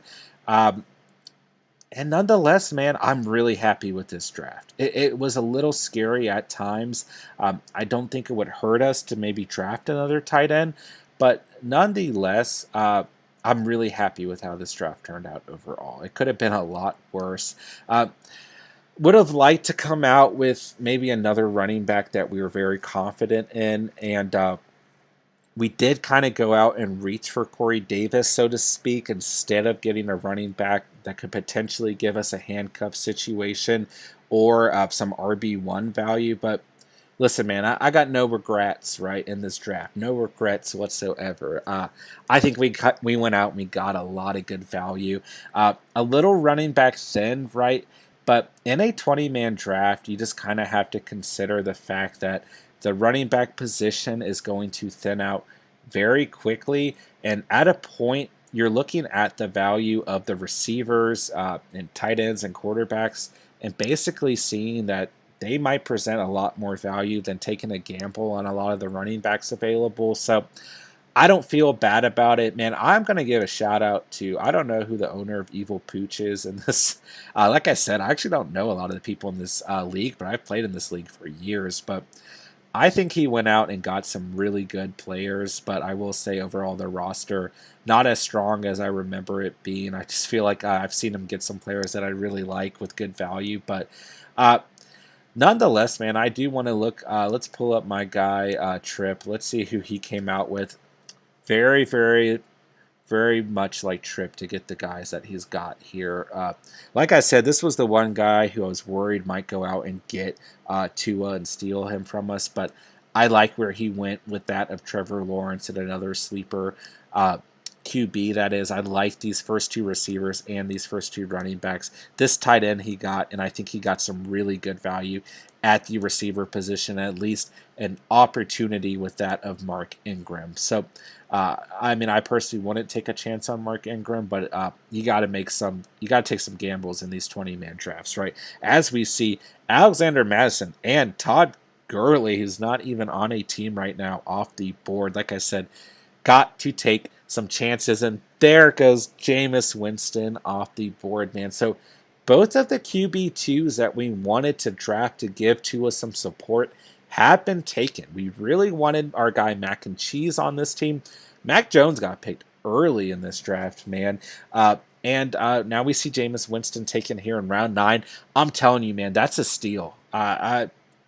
This is recorded, right? This is a live stream, so we don't need to, really put it in paper or anything. But Jameis Winston is going to have a good year. Going to be a pass-happy team. Alvin Kamara, of course, is going to be heavily utilized, but we know that Sean Payton likes to throw that football all around the field, and I really wanted Jameis Winston on this team. But looking at who we've got queued up, man, I think we're going to come out of this draft with some good players, man. I really want Daryl Williams on this team, but Terrace Marshall Jr. sitting here, I think he has the potential to be an absolute steal looking at the strength of schedule for the Carolina Panthers, man. So Ramondre Stevenson is sitting here too. I think we're going to end up with a really good addition to this roster. And looking at the quarterbacks you could potentially go undrafted, right? Carson Wentz and Zach Wilson being the top guys I'm looking at. I think those guys, and maybe a Sam Darnold, right? I don't know. I don't have any faith in Daniel Jones. Trey Lance, I don't know if he gets drafted, man. And then Derek Carr as well. And Andy Dalton hanging down there, and Jimmy G. So I think there's some good value at the QB position sliding out, right, that we could potentially get on the waiver wire nonetheless. So we've seen Jameis Winston and then Jason Sanders and the New Orleans Saints defense all off the board. I'm going to get a sip of water.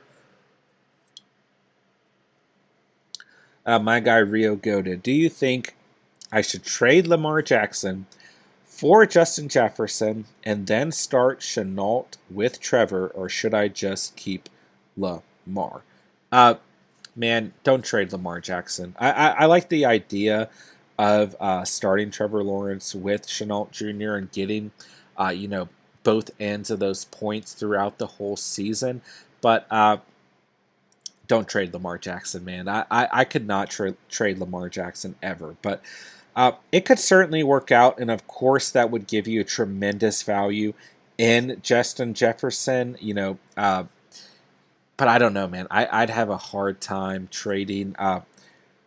Remind me again. I know you've broken down your team for me. Remind me of the other receivers on your squad real quick, and then maybe I'll think about if I would do that. But I mean, obviously the potential with Trevor Lawrence is outstanding. I think he's got the ability to come out and play similar to how Justin Herbert did last year, but you know what you're getting week in and week out with Lamar Jackson.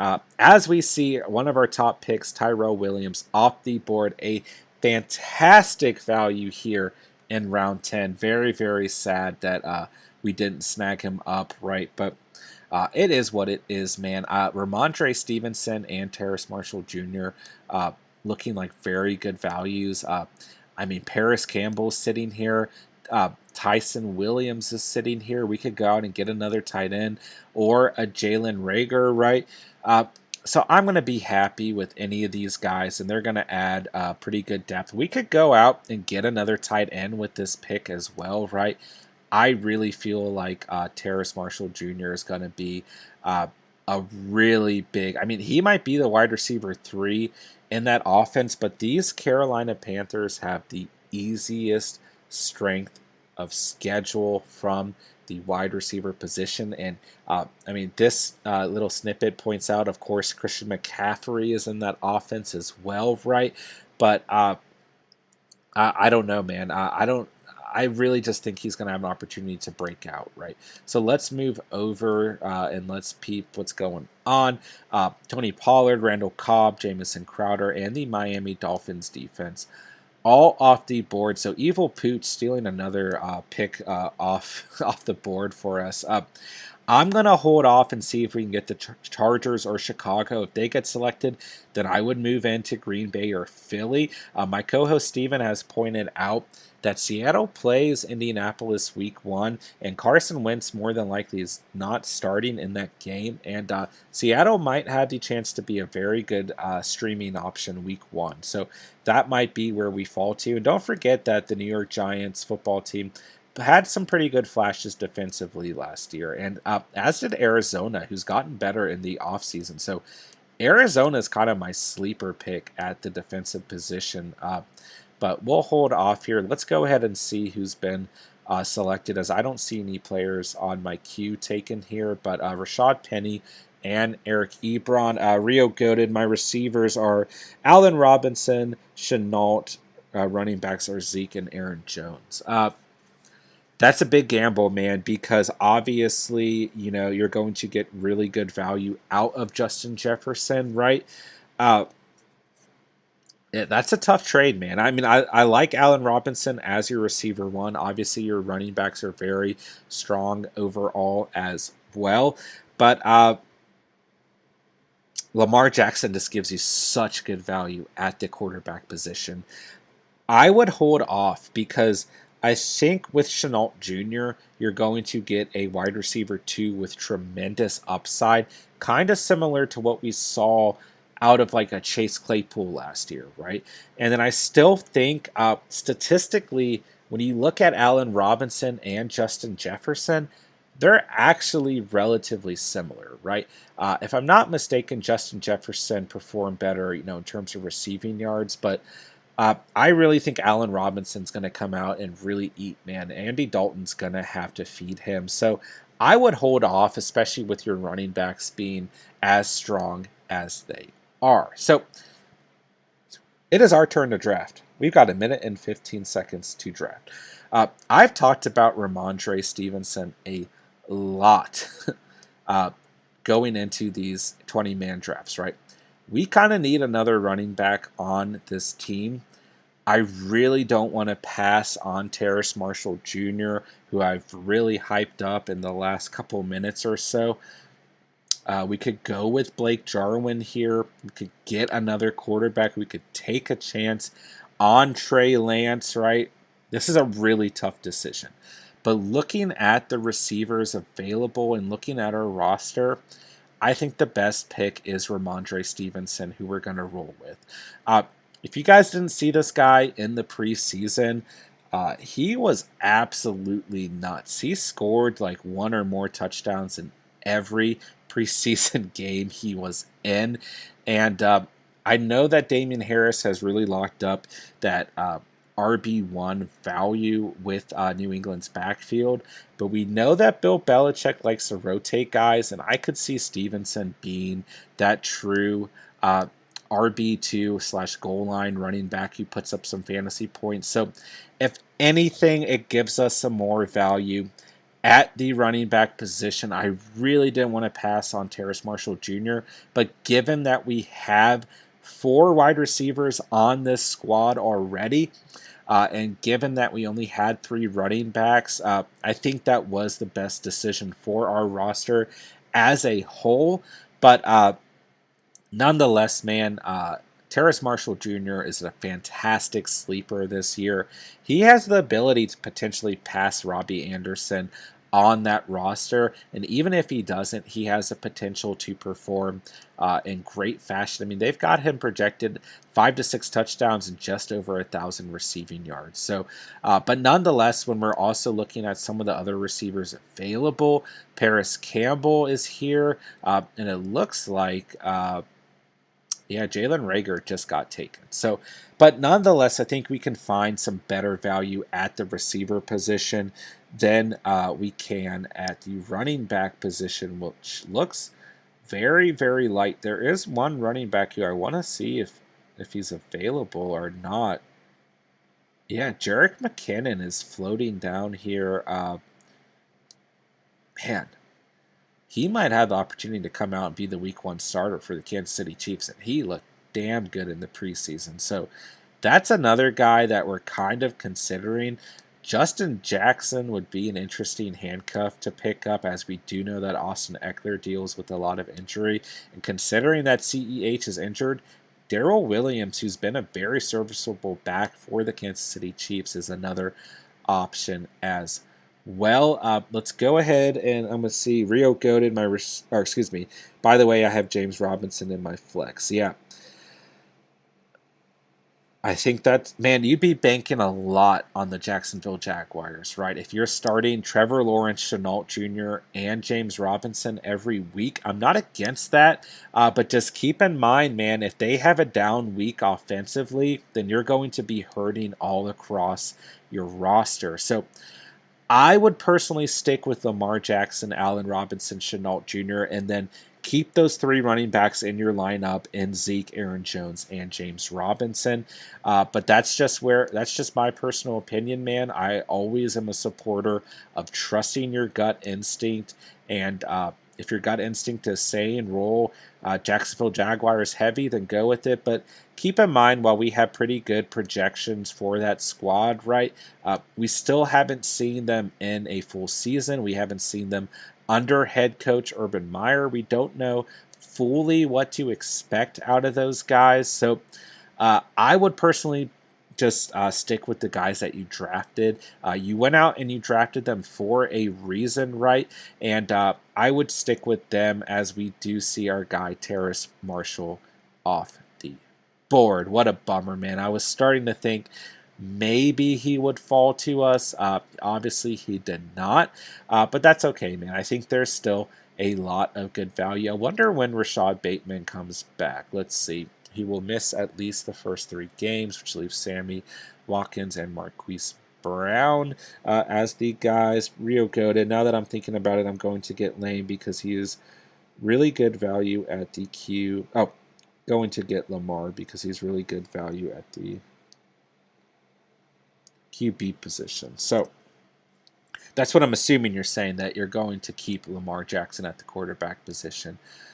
That's what I would personally do if I were you, but Like I said, man, trust your gut instinct, and if your gut instinct is telling you, yeah, you did say keep Lamar Jackson. Yeah, that's what I would do, man. In all honesty, but I think either way, as long as you're making a decision that you think is best for your roster, then nothing wrong with that whatsoever. So, Terrace Marshall Jr. was a guy that I really wanted on this offense. I didn't want to pass up a fourth running back that we have some faith in, right?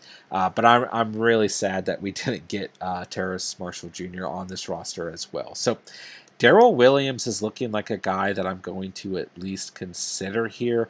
As I'm going to try and pull up on my phone how Clyde Edwards-Helaire is doing with that injury, right? Let's see if I can't get something recent here,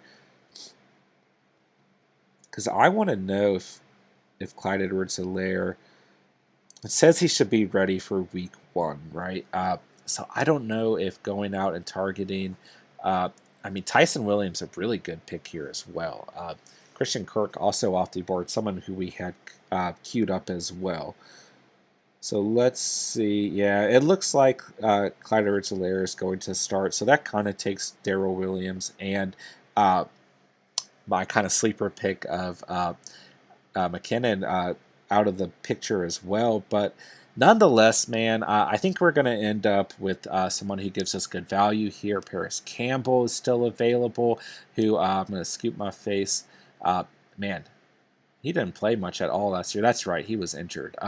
Pat F is sitting here. Blake Jarwin. I really like Gabriel Davis at the moment, someone who we could see replacing Emmanuel Sanders in that explosive Bills offense, right? And then we also can go out and get that of Tim Patrick. And excuse me, Gabriel Davis not replacing Emmanuel Sanders, but kind of playing alongside him. Emmanuel Sanders more so replacing that of John Brown. But if Gabriel Davis can emerge as that, and he had 7 touchdowns last year, man.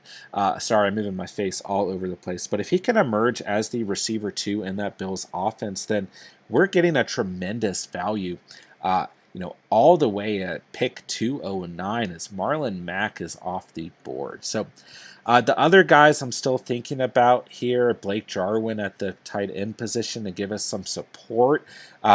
And then, honestly, Tim Patrick, a guy who I think is being slept on pretty heavily on that Denver Broncos offense, but we have Jerry Jeudy on this squad already. And there goes Seattle's defense, who will be streaming against the Indianapolis Colts in week 1. So a couple other guys we could consider here. We could consider getting a Sam Darnold, but I would rather wait and see who emerges on the waiver wire throughout the regular season, right? Chubba Hubbard sitting down here would be a really interesting selection. He is the clear number 2 running back in that offense. He was amazing at Oklahoma State. He should be rostered in every 12-team league as a potential top 12 back should CMC once again struggle with injuries. I'm not going to bank on the best running back in fantasy football getting injured, but Chubba Hubbard would be definitely a guy that we could at least consider here. Last I heard about Latavius Murray, he did make the roster, but apparently things aren't looking good for that of Latavius Murray, who we're really used to being kind of a great handcuff situation there with the New Orleans Saints. We see that he did rush. I'm going to scoop my face. He did rush for over 600 rushing yards last year, 4 rushing touchdowns, about 176 receiving yards, and a receiving touchdown. So I don't know, man. I'm not entirely confident in that selection as we see. Let's talk about Kenneth Gainwell, who has carved out a significant role for himself, right? I don't know, man. I think that Eagles backfield is something that I want to stay away from. Malcolm Brown, kind of an interesting selection here as well, but I don't see any value really left for me at the running back position. Only 3 more selections until I pick. If there's anyone hiding down here that you guys think I should be considering, then let me know in the live chat while you guys are smashing that like button and helping some other viewers out there see this live stream. As man, we're coming pretty close to the end here. So Blake Jarwin is still sitting here, man. I really like Gabriel Davis coming up with pick 209, right, as Derek Carr is off the board. But Blake Jarwin also looks like a really good potential selection here as well. But I think that ultimately, and there goes Blake Jarwin, right? So he is off the board. The other guy I would absolutely like to take here is my guy, Pat F., who I've been talking very highly of as a potential breakout player. But I think that he might slide out of this draft, and we might have the potential to get him in terms of a waiver wire pickup. So Rondelle Moore is another guy that I really like, kind of in this area. But I'm going to roll with Gabriel Davis here and just add a receiver who has an opportunity to break out in that Buffalo Bills offense, and I feel very good overall. Let's go and scoop my face up to the top here. And this is my team, man. This is my 20-man team. We know that we're going to sit here and get a kicker or a defense as well. But nonetheless, man, I feel really good about how this team came out. I still think I might not draft a kicker, man.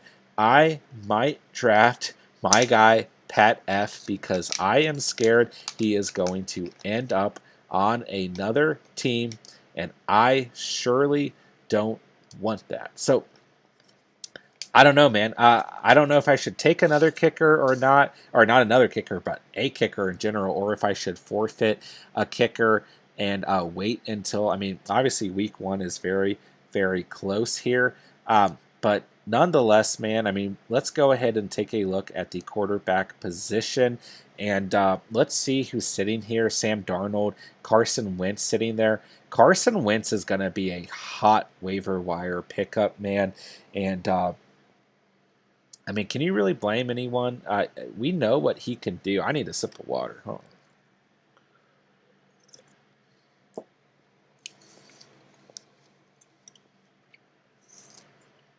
All right, so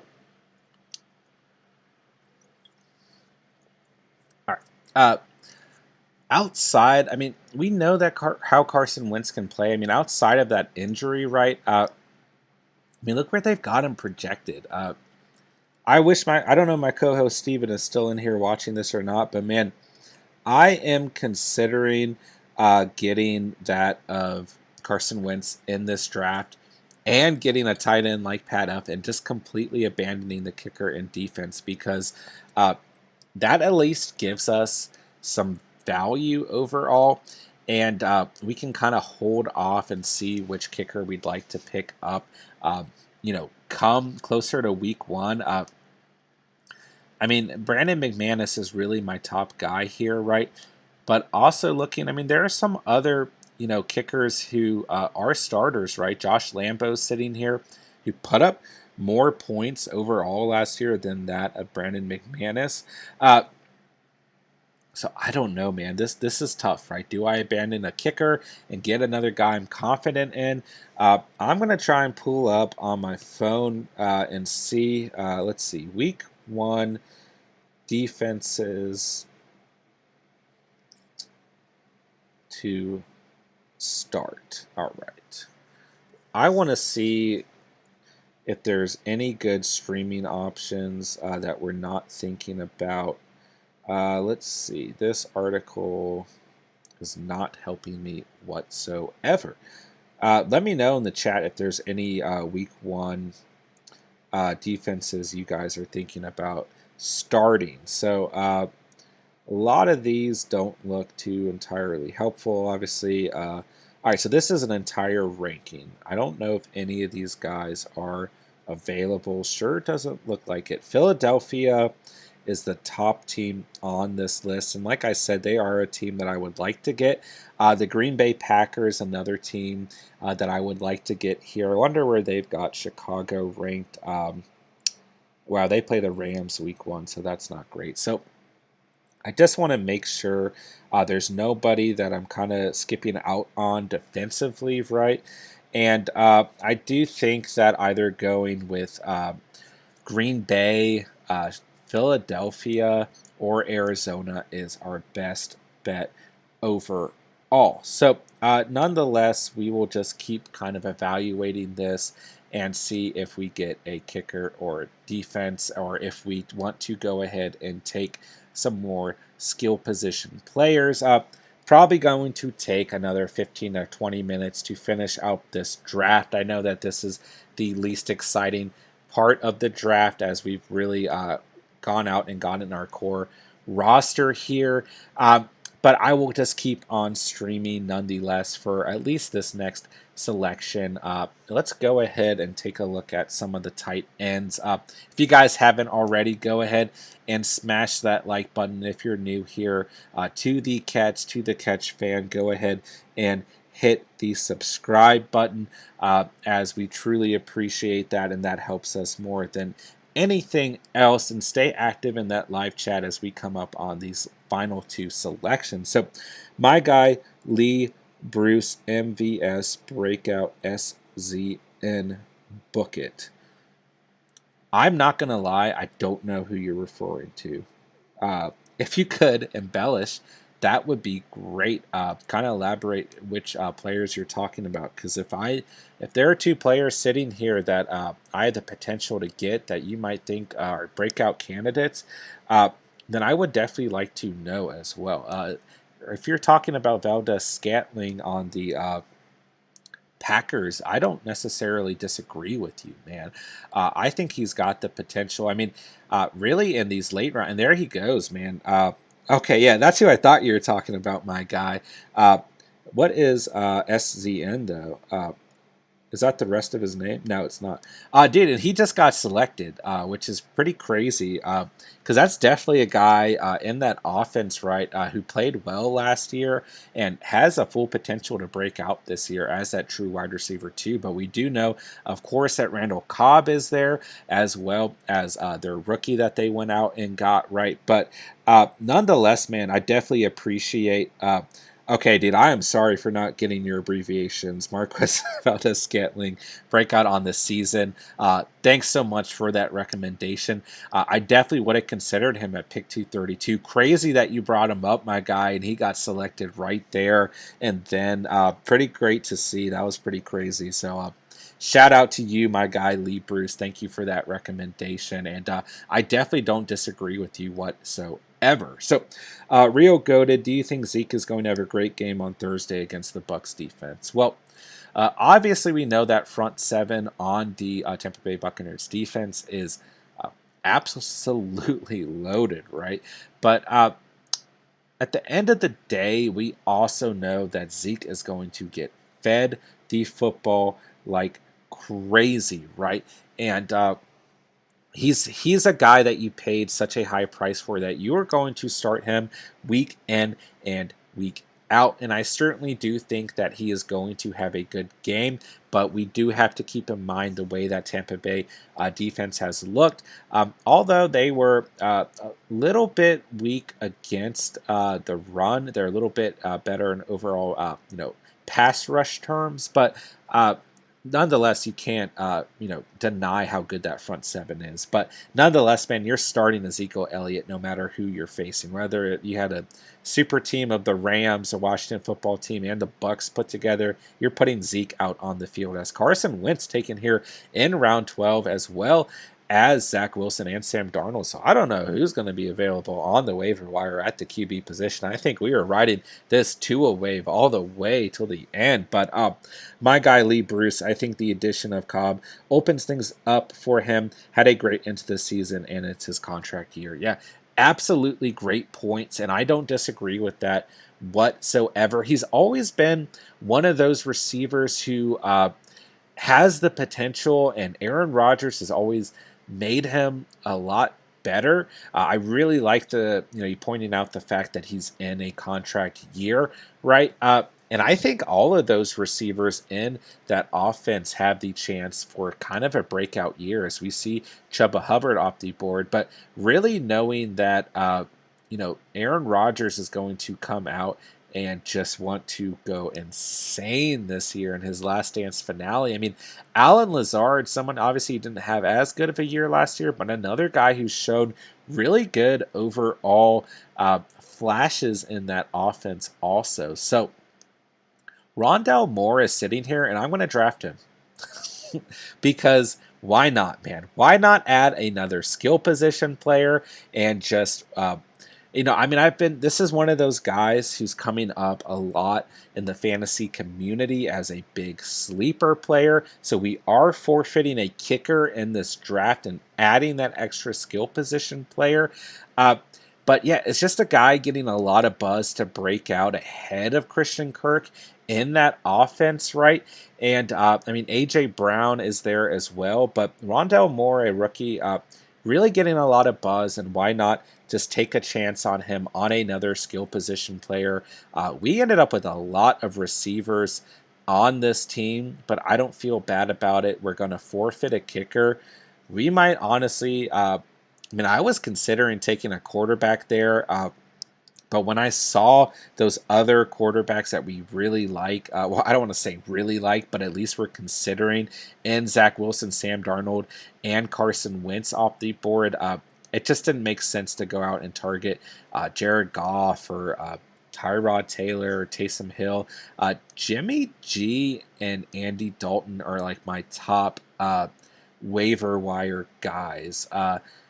I think they had the best opportunity to at least be stream worthy against bad defenses, right? That's really all we're going to get out of them. So Lee Bruce is saying that he's on returns as well. Yeah, he's an excellent return man. I think that you've got a great breakout candidate, and unfortunately, we just missed the mark on him. I would have been more confident, in getting Valdez-Scantling over Rondelle Moore. And still crazy that you brought him up in the chat, and then he got taken. I don't know what word I'm trying to say.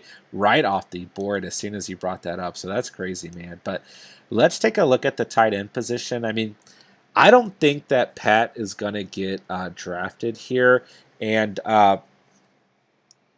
Rondelle Moore is on returns, not MVS. Oh, thank you, dude. Why am I thinking that Valdez-Scantling was a return man? Was he ever in his career? Because for some reason I was thinking that. But Rondelle Moore has looked really good in the preseason nonetheless. And I think that Arizona Cardinals offense is going to come out and be very explosive. And, this is kind of a make it or break it year for that offense as a whole, for, their good old head coach there, which my co-host Steven is not a big fan of, right? But nonetheless, man, I think that offense has to come out and be explosive, especially when you look at that division, man, playing against the Rams, playing against the Niners, and of course playing against the Seahawks.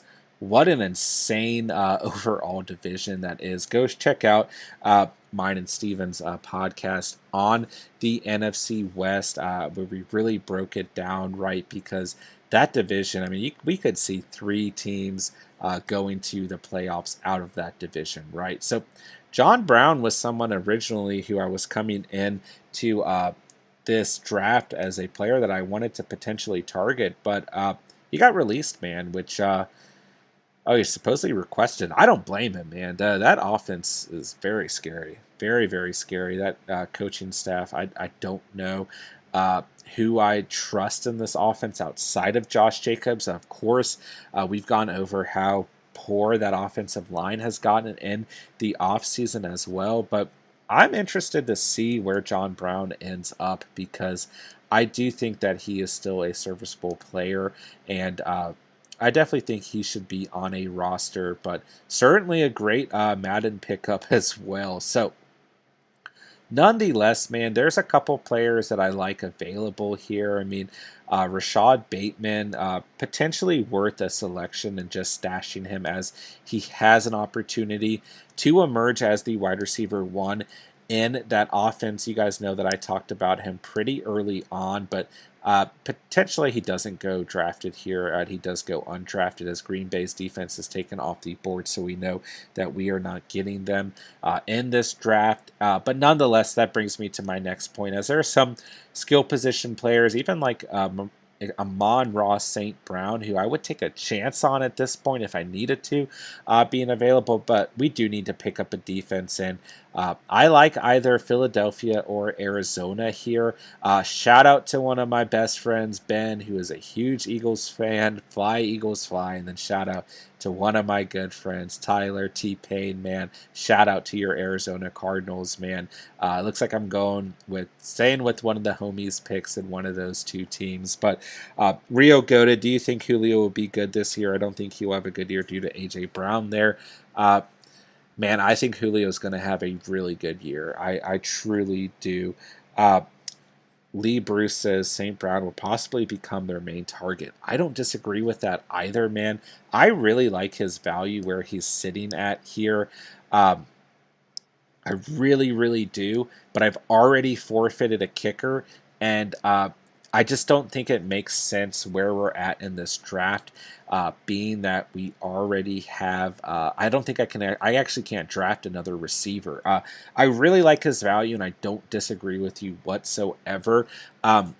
And it just goes to show that I probably should have picked a tight end earlier in this draft and waited at the receiver position, as we came out with a ton of receivers and still saw a lot of good value at the receiver position. As Tyrod Taylor, my guy Tripp, taking Tyrod Taylor off the board. And just to embellish Rio Goated, of course, check out mine and Steven's wide receiver rankings, where we really delve into Julio Jones and A.J. Brown a little bit. But I think that Julio is a player that you don't want to bet against. I think he's got everything stacked against him, right? And I actually think Julio and A.J. Brown are going to complement one another quite well. And I wouldn't be scared of having Julio on your team or drafting him. I don't think that you do, but I think that Julio is going to have a pretty good year overall. I mean, we do know that Julio historically has not been very good in the red zone. And what A.J. Brown does is he can go and score those touchdowns, and he can stretch the field. He's very, very similar to a playing style of that of DK Metcalf. But I would look in terms of PPR value and getting down the field to the red zone for Julio to really eat a lot of those targets and really benefit down the field. But yeah, I don't really expect Julio to have more than 5 touchdowns or so this year.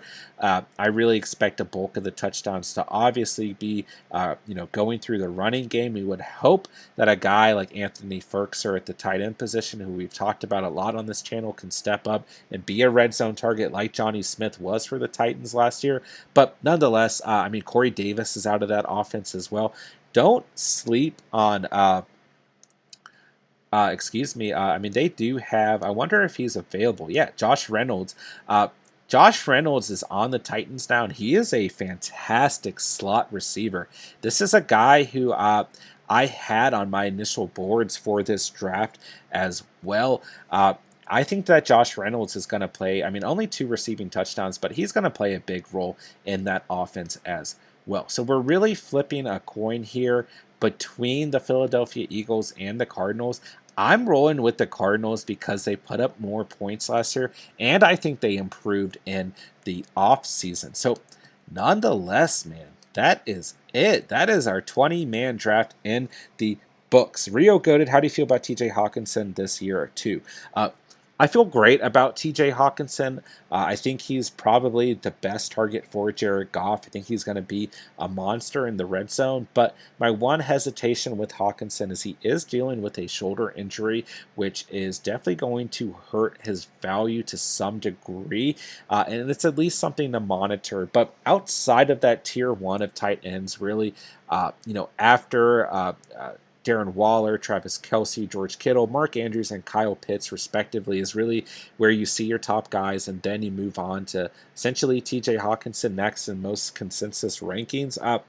I think he's a great value, but and the way that I've been drafting overall, not really someone that's landing to me, and I am a little hesitant around not his offensive production ability, but definitely a little leery in terms of that shoulder injury. So, thank you for the question. Thank you guys for being active in that live chat. If you didn't already, go ahead and smash that like button, man, because that truly helps out the channel. And if you're new here, go ahead and subscribe as well. That helps out the channel more than anything. But I think everyone and anyone who was with us for this live stream tonight, shout out to all of the Catch fam. What a wild ride it has been leading up to this 20-man draft. Be sure to tune in Wednesday night when I do my 12-man draft with my co-host Steven, and I'm still debating playing in a third league this year, man. So if you guys have any feedback on that, if you want to see me in an 8-man league, a 10-man league, or a 14-man league, I'm definitely open to playing in any of those. But as always, throughout your season, drop us some comments on our videos. Let us know what type of feedback you guys need to see, because we certainly want to help you. And Steven and I have a lot of fantasy content coming up for the regular season, as well as our annual The Catch podcast. We've got a lot of NFL updates we're going to be doing. We're super stoked, man. I can't believe I just did an actual draft, and that fantasy time is finally here, man, and that NFL season is going to happen Thursday night. I could not be more ecstatic for the Tampa Bay Buccaneers and the Dallas Cowboys to square off. Very quickly, let's break down this team. I'm going to get a sip of water, and let's do it, baby. So we knew going into this draft that we wanted Tua on this team. We were sweating when we went out and we got DJ Chark, and we held off, and it worked out for us. So we're happy with our quarterback. We didn't get either QB2 that we wanted. We wanted Jameis Winston or Mac Jones to give us more support, and we did not get them. But we are rolling with Tua time, and we are sticking with our gut feeling. Where they've gotten projected, I'd be very happy with those numbers. Nonetheless, at the running back position, we went out in the first round. We got Aaron Jones 9th overall. We paired him with James Robinson and Darrell Henderson. Don't forget, we could have got Gus Edwards here, and we did not. If there's anything I regret about this draft, it's maybe not picking a tight end as early as we could have, or adding one more RB value, but we wanted to go out and really solidify the receiver position, and we did so with Corey Davis, with Jerry Jeudy, with Marques Callaway, and DJ Chark. And then we got two very good late-round values, and Rondelle Moore and Gabriel Davis. And then my sleeper, Ramondre Stevenson, who I think is going to play a big role in that New England Patriots offense. And then our weakest area of this team is the tight end position. But like I said, in honor of the Catch, in honor of our subscribers, I took Jared Cook, a tight end that I spoke about very early in one of the first videos I did for this channel. And the one thing that I'm monitoring here is Amon-Ra St. Brown is still available, but also my sleeper tight end, who is the top tight end available, and Pat F., who I still haven't tried to pronounce his last name, is available. I do want to see if he goes undrafted, because this is a top waiver wire target for me that I would not mind adding. And let's check the kicker position just to see who's available, because we will need a kicker before Sunday football kicks off. So, but we've got Brandon McManus still available, right? Jake Elliott sitting here, who's been a little bit banged up, but Josh Lambo's sitting here, who should be the Jaguars' starting kicker. I mean, I was going to say is, he's not, Gardakowski's not starting, but Chris Boswell's sitting here. We've got some options. I mean, Graham Gano, right? You guys see who's available. We've got some options at the kicker position. I guess Quinn Nordwin is the starting kicker for the Pats. Interesting, man.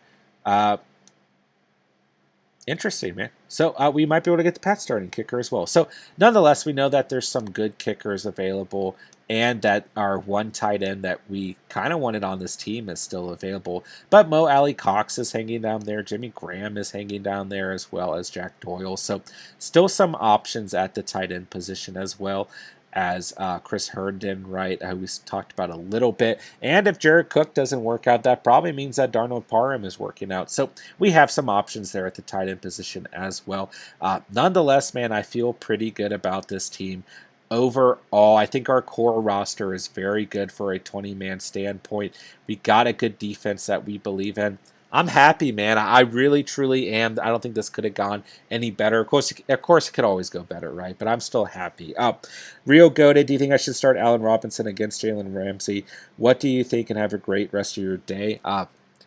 It's really tough to start anyone against Jalen Ramsey. So, I don't know if you should do that, man. I mean, he's even shut down guys like DK Metcalf all year last year, right? That's something that is, if anytime you're playing the Rams and you have a wide receiver one, you have to consider not starting them, right? So I would look to see if you have someone else you would rather flex with a more favorable matchup. But nonetheless, if Allen Robinson is your primary wide receiver one, then you got to roll the dice and start him against some really good defenses. Obviously, in my personal opinion, I think the Rams might be the best defense in the league. So, and obviously, I think Jalen Ramsey is the best corner in the league. So, it's a risky move, man. But nonetheless, if you have some receivers you're more confident in, then roll with them. But like I said, nonetheless, man, if that's your wide receiver one and you went out and you drafted him as such, have some faith and start him against some good defenses as well. So nonetheless, man, that does it for the night. Here is my 20 team league roster. Like I said, very happy with it. If you guys didn't already, go ahead and smash that like button. Even if you guys are viewing this retrospectively after it's posted, go ahead and smash the like button. It still helps get this in the good old YouTube algorithm. And of course, man, if you guys are new to the Catch fam, we are on the road to 100 subscribers here at The Catch. We are going to have all kinds of fantasy updates, NFL updates, and NFL debate throughout the season, off season, and next preseason. We could not be more stoked rolling into this 2021 football season. So, of course, go ahead and hit that sub button, man. We appreciate the Catch fam to a degree that you guys don't even understand. So very, very happy to be doing all these mock drafts that we did for you guys, and so very, very happy to be rolling up with a ton of fantasy updates throughout the season. Stay tuned for my Wednesday live draft, and I might have another live draft. Like I said, might be playing in a third league. Haven't fully decided yet, but I will keep you guys updated. I will still be rolling out some mock drafts and fantasy content in the meantime, leading up to Thursday night when the 2021 football season kicks off, baby. I could not be more excited. So one last time, I thank you all so very much for watching and or listening and joining this live stream. And as always, remember, you saw it here on The Catch.